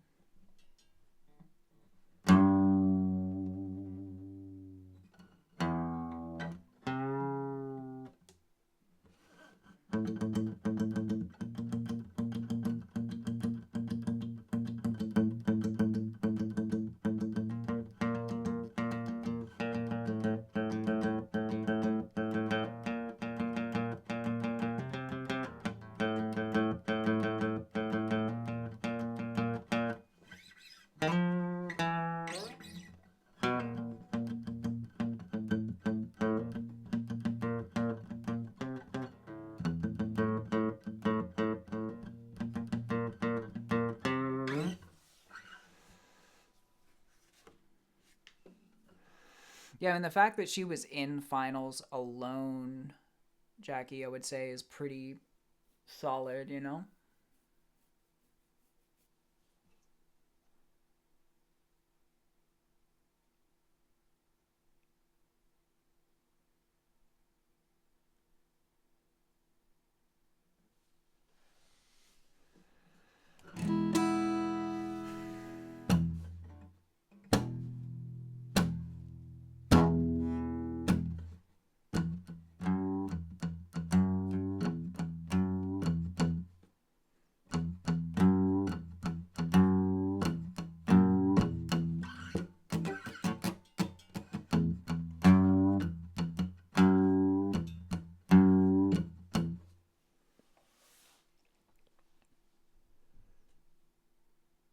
That's awesome, so good shit.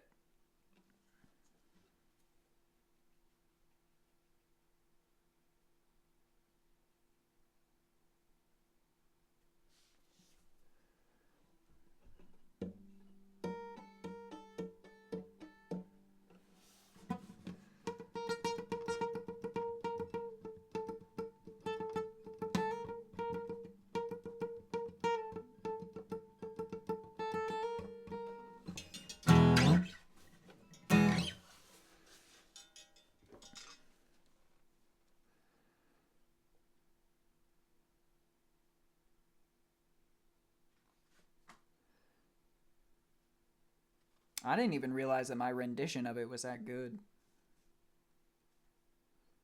I just played it, you know, for fun.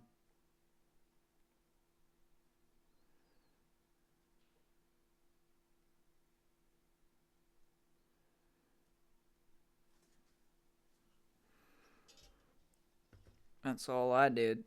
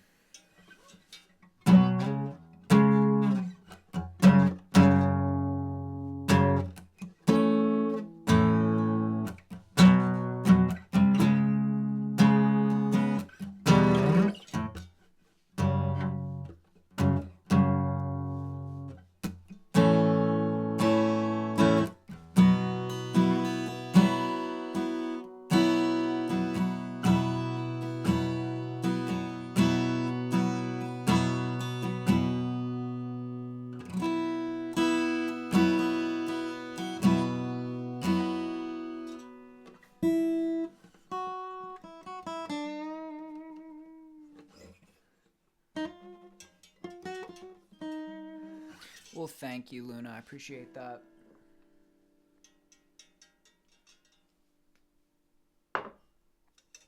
I'm glad you think so.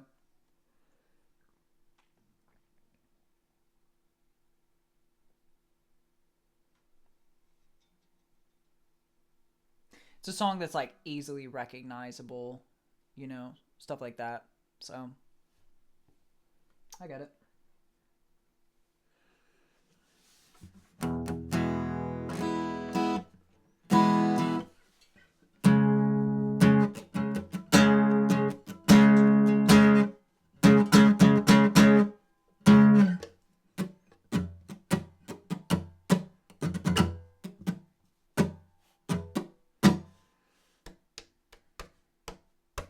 I think I've been playing the guitar for like 17 years.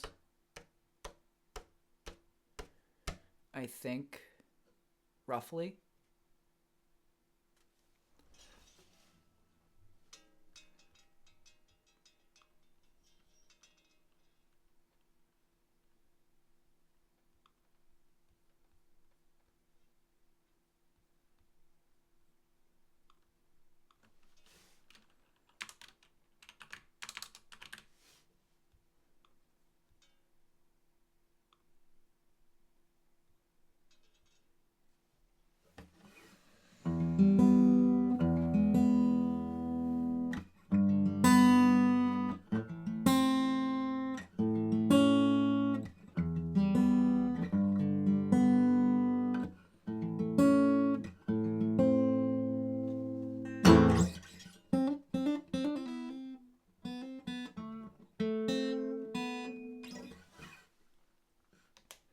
That's the thing, right? Like with with anything, I think that some people just are really, so it's not all just skill based. It's also very genetic. Um, like there are some people that can pick up an instrument and learn it way faster than other people. You know what I mean? Um, just like there are certain people that can get the same schooling on algebra, mathematics or whatever, and some people will pick it up really easily and really quickly, whereas other people just don't, they're just not wired for it.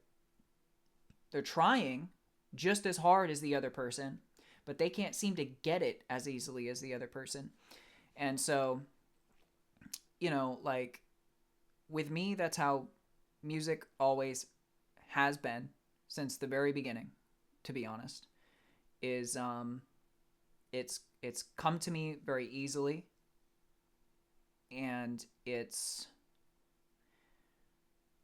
still, it's still a lot of work. It definitely is still a lot of work, but it's like you said, that effect of feeling like I may have had more years of experience, or like I don't.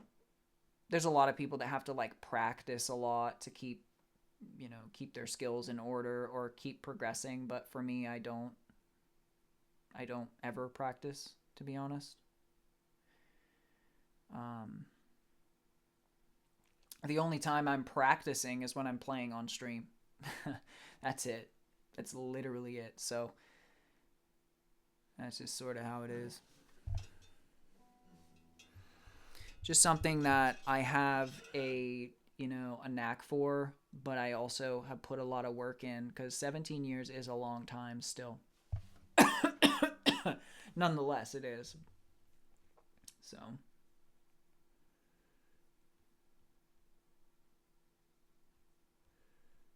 I appreciate it, guys. But you're right. Like, there, and um aside from that, there are people that have played guitar for just as long as me that are way better than me.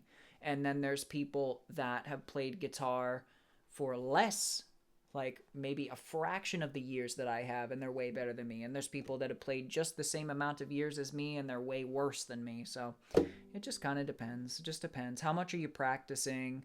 What is your genetic predisposition to this stuff? All the things, all the things. But I also don't aspire to be like a guitar virtuoso. I'm a songwriter, I'm a singer. I write music, I play music, and so my thing is not to be like a master of the guitar. That's never what I wanted or set out to do. And if I did want that, I would have to practice a lot, and all that stuff, and I'd be doing a lot different things on stream. But as you guys know, is I when I when I play, I'm playing and singing, and I'm just giving you a song. I'm giving you a song in its entirety. Well, I'm not playing the entire song, but I'm playing the chord structure and singing it, and so it's just a different, like, I'm just a different kind of musician than the kind of musician that's like just trying to show off how good they are at the instrument.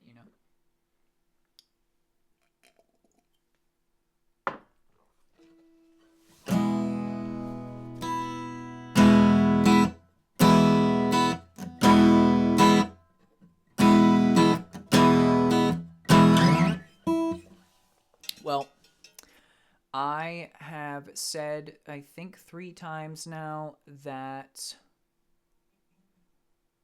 I appreciate that you think I am good at guitar, and I accept that, because, like I said, it's definitely like, I definitely know I am. I'm just saying that it. I was just giving examples of how it may seem like I've been playing guitar a lot longer, but the length of time isn't so much the big factor there.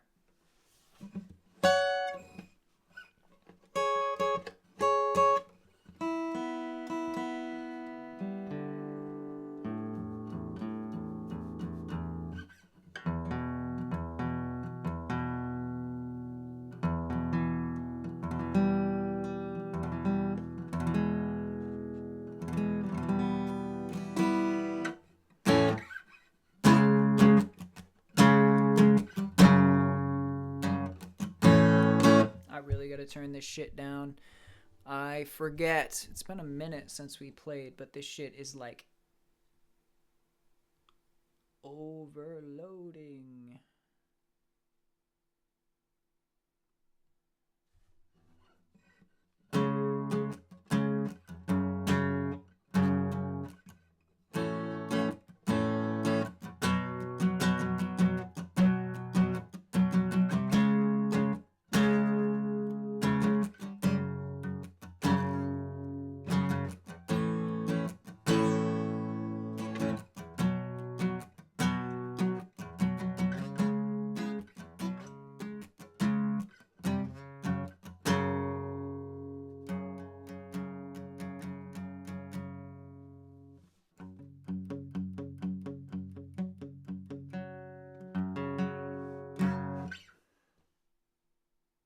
Yeah, well, it's a very anxiety provoking situation, Luna.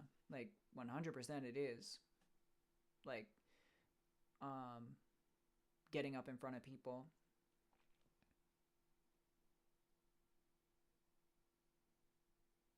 I've obviously like been doing um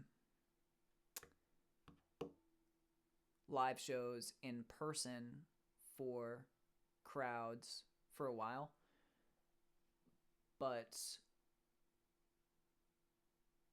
I will say like that is a lot harder than doing it on stream for sure. You know, because like on stream, I'm just kind of like,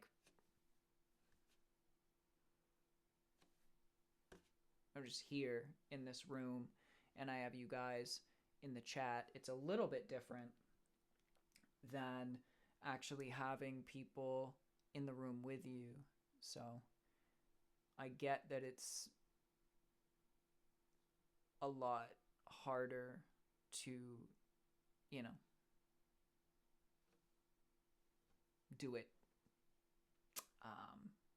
when you're actually up in front of a crowd of people. It's not easy. It's definitely not easy. But I love it personally. I love it personally. It's like the same feeling where certain people love to get up and do skydiving. Like there are people that teach skydiving. There are people that take people skydiving, and those people literally love skydiving. They do it all day. They do it every day, and that's not for me personally. But they enjoy this adrenaline aspect. Like there's this whole dopamine and adrenaline that kicks in right as you're about to jump. And then there's a whole dopamine and adrenaline as you're falling. And that's like a similar feeling to how, at least I'd imagine it's a similar feeling to how I feel when I get up on stage with people in the crowd. Is like it's like a very adrenaline, nerve-wracking thing, but it's like good. It's like I like it. And then when you're actually starting that first song of the night, it's just all downhill from there. It's all, once you start, it's like easy. It's like you're just in the moment. It's so crazy. It's such a cool experience. It's amazing. It's really amazing.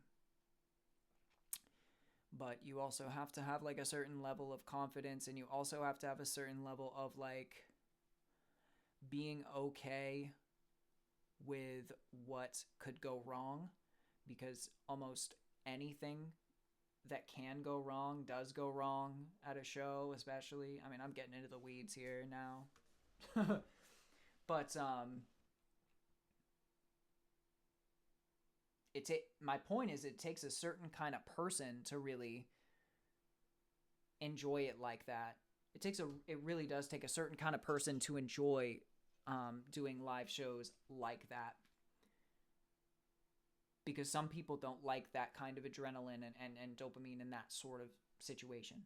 Same thing with skydiving, or, you know, certain people feed on it, love it. As for me, I love it. Awesome. Good job, Nalina, with the discus. Good job. I'm very proud of you.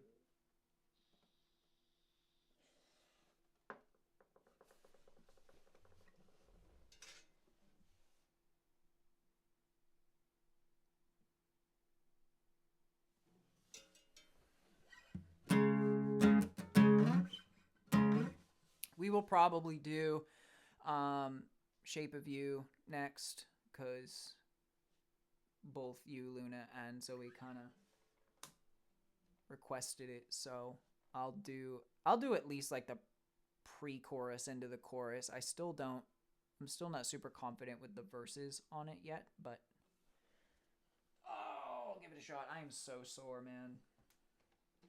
The last couple workouts I did the past couple days have been brutal. It's very hard to even like extend my arms. without some serious pain.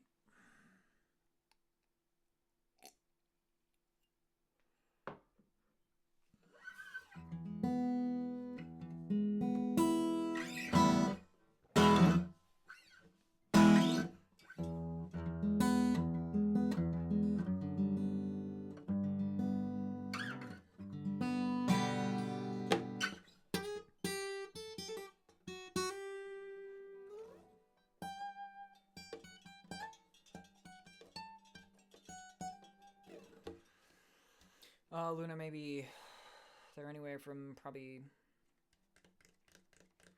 It never is this exact same. I try to keep my body guessing. It can be anywhere from 30 minutes to an hour and a half, probably. Because it really depends on how fast I'm doing my sets. If I am supersetting, it's very. That's another thing that I'd have to get extremely into the weeds on, because it is not a super simplistic thing to describe, but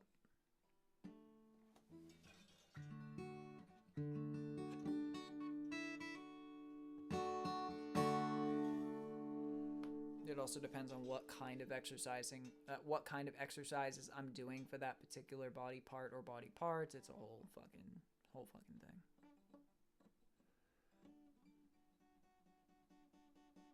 High school choir's cool. That's good shit.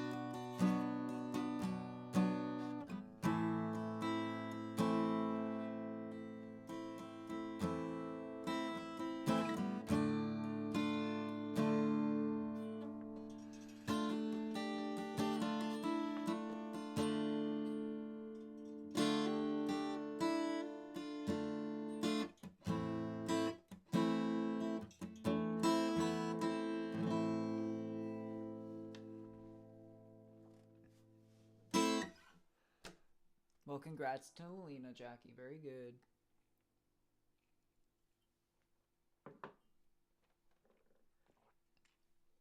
Very good stuff. I'm proud of her.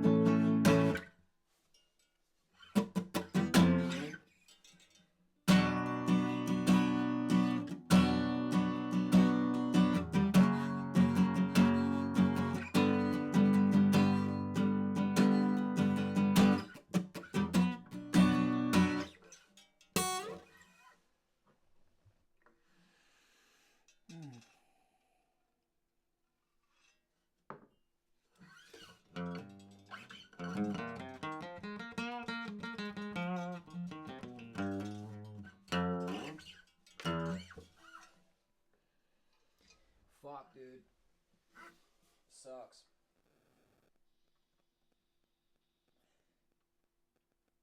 It's been such a hot minute. But that's good. I think that's good.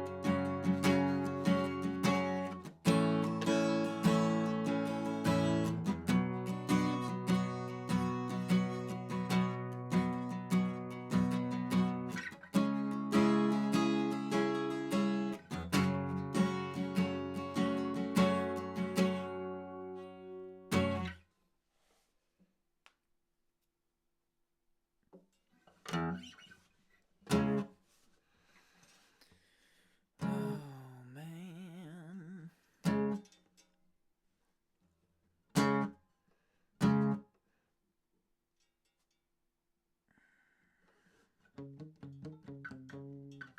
Okay.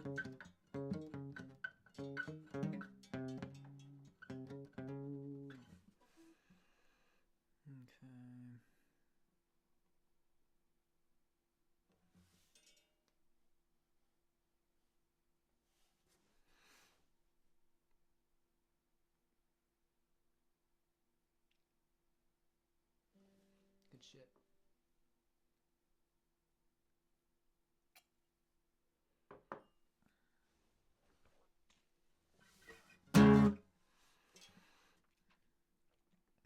My fucking mic, though. Hold on.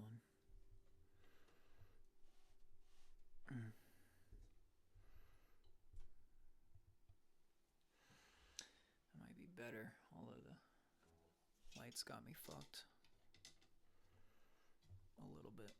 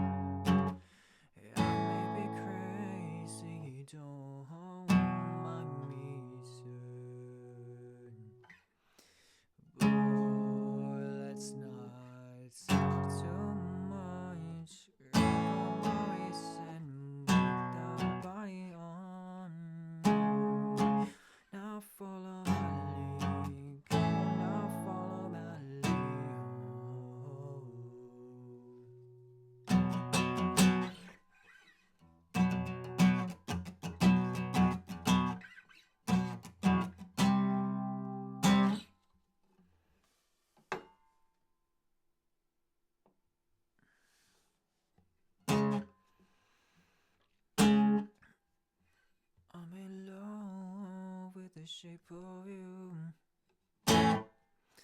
We push and pull like a magnet do. Although my heart is falling too, I'm in love with your body. Last night you were in my room. Now my bed sheets smell like every day discovering something brand new. I'm in love with your body. Oh, I'm in love with your body.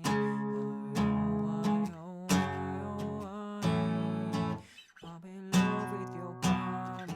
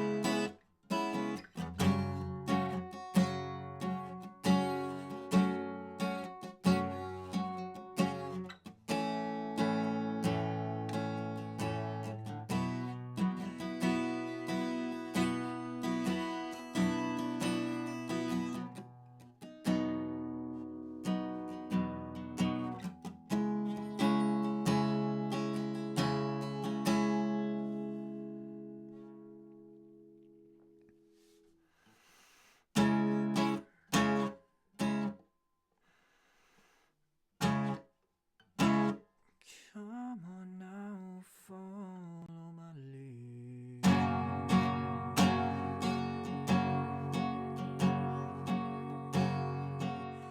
I might be crazy, don't mind me, say boy, let's not talk too much about my waist and that body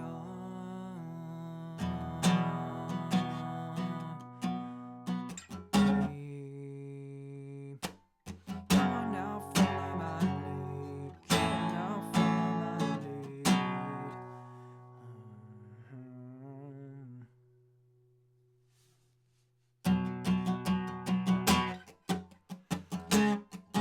I'm in love with the shape of you. We push and pull like a magnet do. My heart is falling too. I'm in love with your body. Last night you were in my room, and now my bed sheets smell like you. Every day discovering something brand new. I'm in love with your body.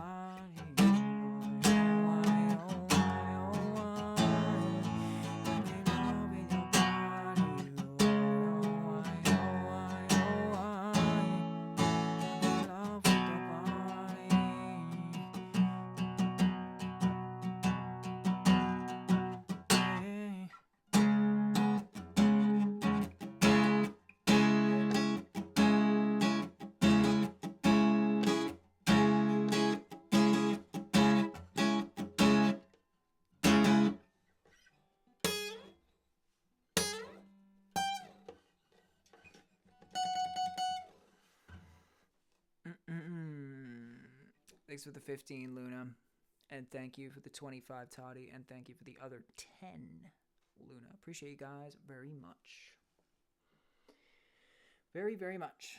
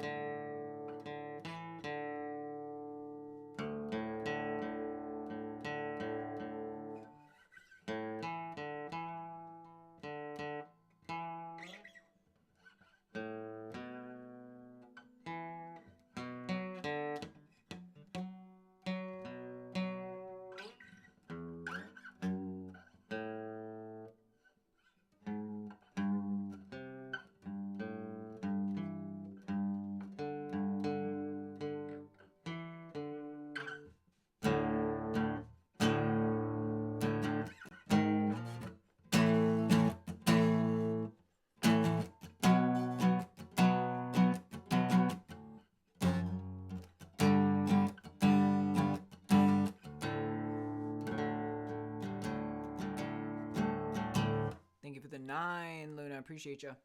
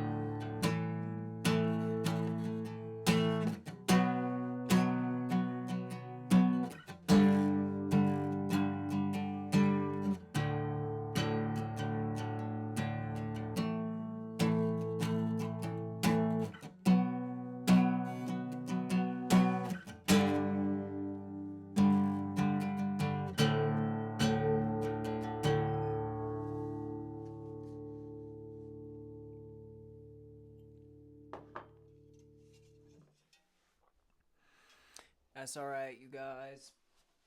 You did pretty good. It's 2:30. You know, on a regular night, this would be, we would have probably ended like half hour ago or so, but tonight's Friday. It's the Friday night live stream, so I'm trying to give you guys a little extra, throw in some music in there, you know, do a little something.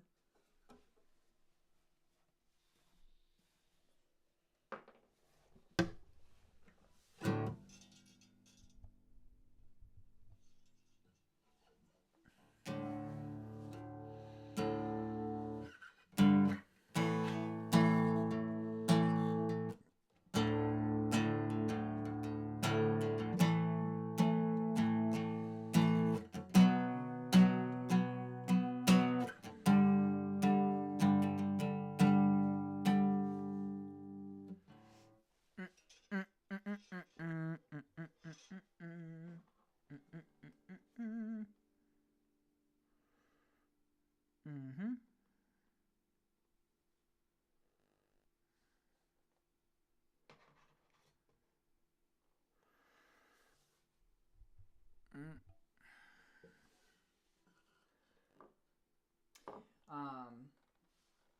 Yeah. Zoe, I'm going to give you the ASMR real quick before you leave because I keep forgetting about it. I'm sorry.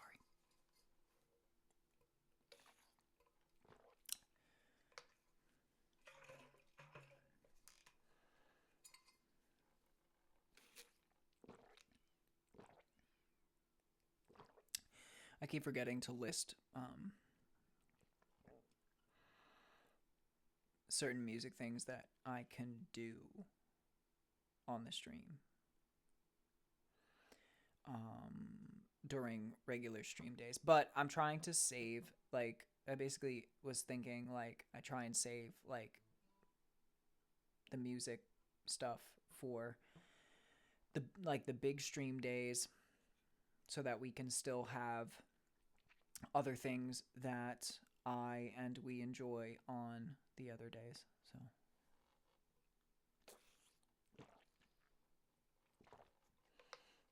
if I keep playing music every single day, I start to feel like I'm playing the same songs over and over again. And you guys, you know what I mean? Like it gets worn out and repetitive, and so making it like a special thing is a good idea for the big weekend streams. Plus, like when we do the other things during the weekdays, they like that's kind of an endless amount of stuff that we can do. Like there's an endless amount of videos for us to watch and react to. There's a bunch of endless amount of games we can play, or within a game there's endless amount of things we can do, so all that fun stuff.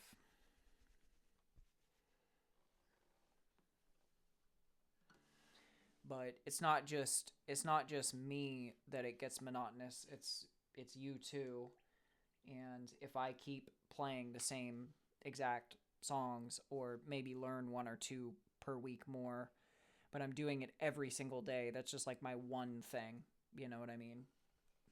So, and I know you guys like the streams for more than just that. So, we have endless opportunities to do like just a multiplicity of things all the time, which is nice.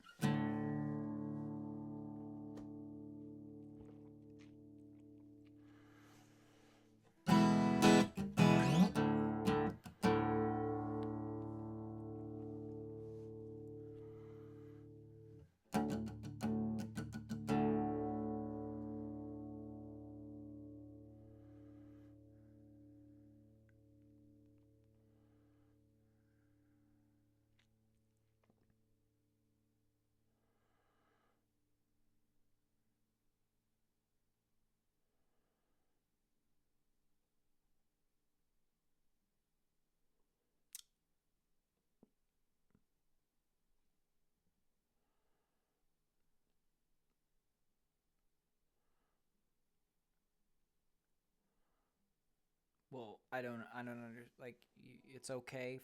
It's not like, is it a big deal for you to have to answer one more question another day, or do you have to redo the whole thing, sort of thing?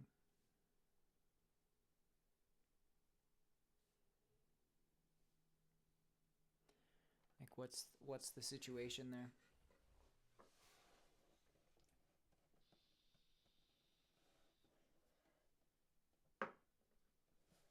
Because I don't understand. Okay, so if it's a redo, then I understand.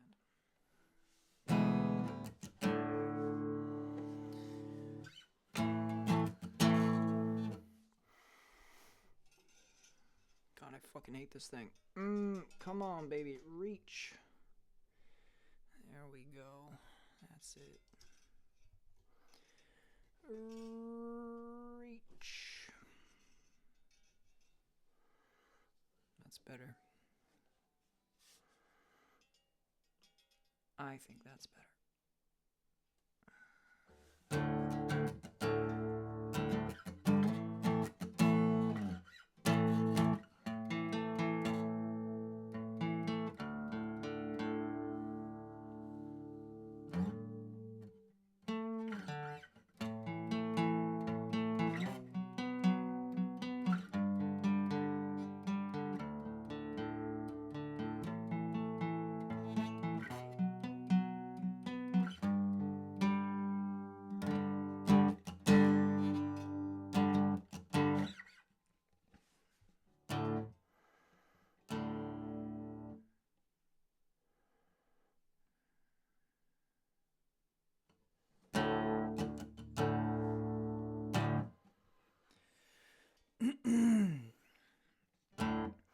See the stars and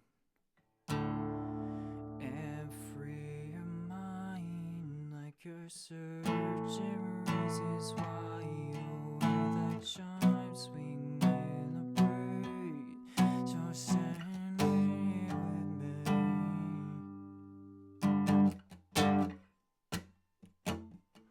No concern, only a smile. Probably be here for a while, and I'll look back to the way it used to be. Just watch the time it passes by. Look to the sky and realize shame to turn back the hands of time. Rewinding back to the simple life, son of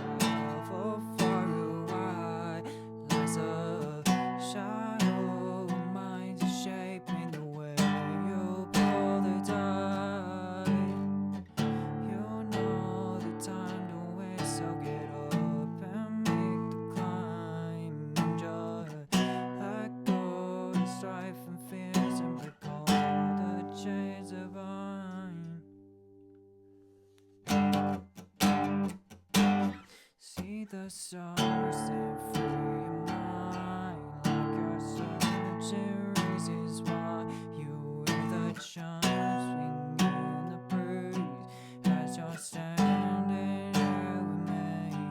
No concern, only a smile. I'll be here for a while, and I'll look back to the way it used to be.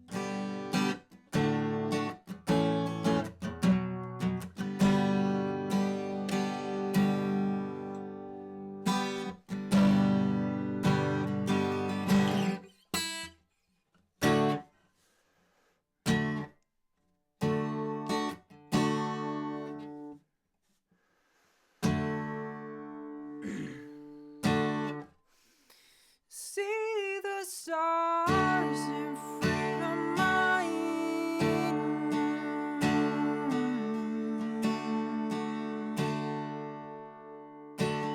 Like your surgeries is why you hear the chimes swing in the bright as you're standing here with me. No concern, only a smile. I'll be for a while, and I'll look back to the way it used to be.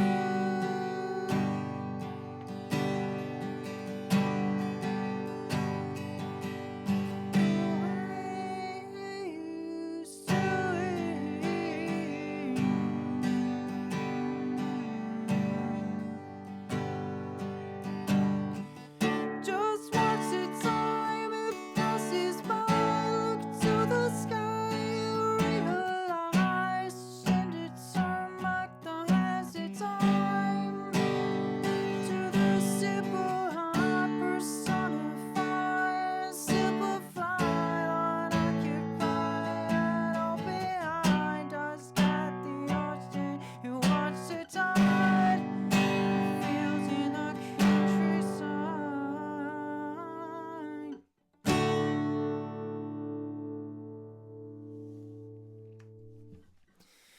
Love the way you think about things. I'm turned so wet it rain, scraping by without anything, and I won't go back. I won't go back. Never through life like a magazine, and every monster on a movie scene. This is how it was meant to be, and I won't go back. I wanna go back.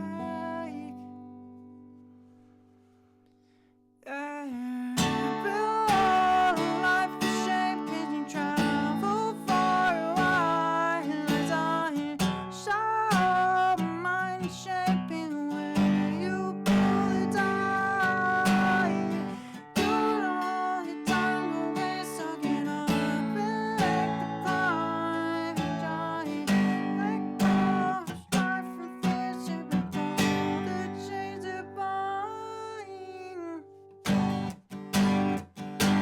See the stars and free your mind. Cause surgeries is lying. You hear the chimes sing in the rain as you're standing here with me. No concern, only a smile. I'll be here for a while, and I'll look back to the way it used to be.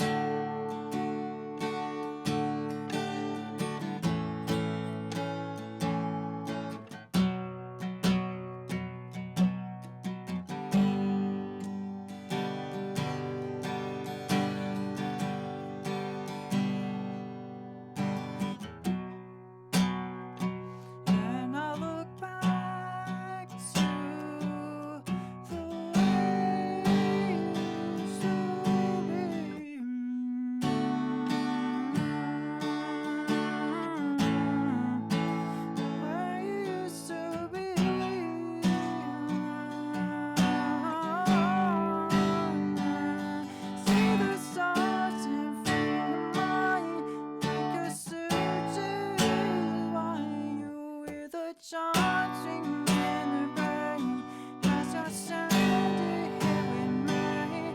No concern, only a smile. I'll be for a while, and I look back to the way you used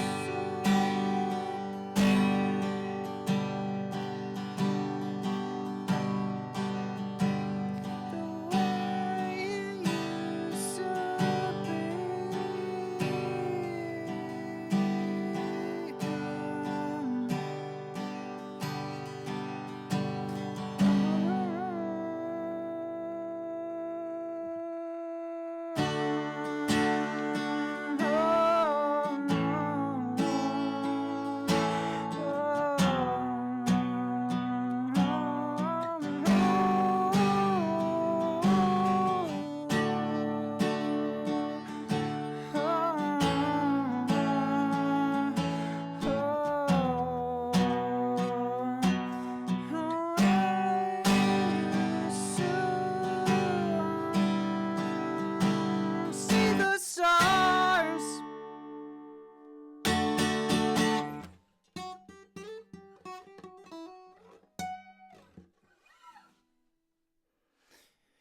All right. I think that's going to be it for the night. It's getting fucking late.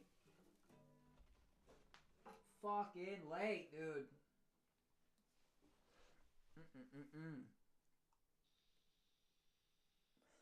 Super late, unfortunately.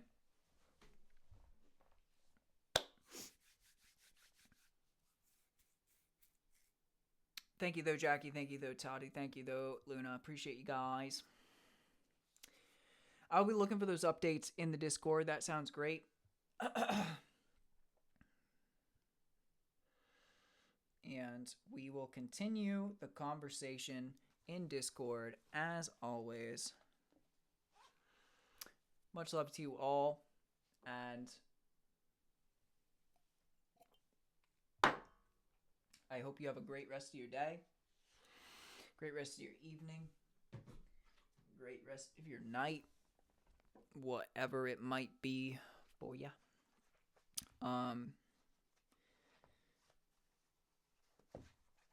Successful Friday night live stream. Appreciate you guys very much. I can back this shit off now. Jesus Christ. Oh, not that much.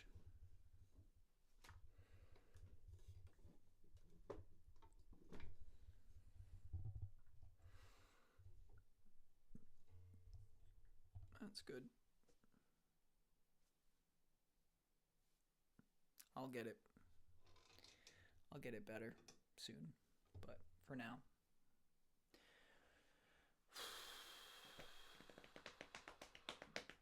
You're very welcome. And yeah, much love to you all. I will see you all tomorrow for the Saturday night live stream, of course. And with that, I will say, I'm going to try that one more time. I can't botch it. With that, I will say, I'll go with that. Good night.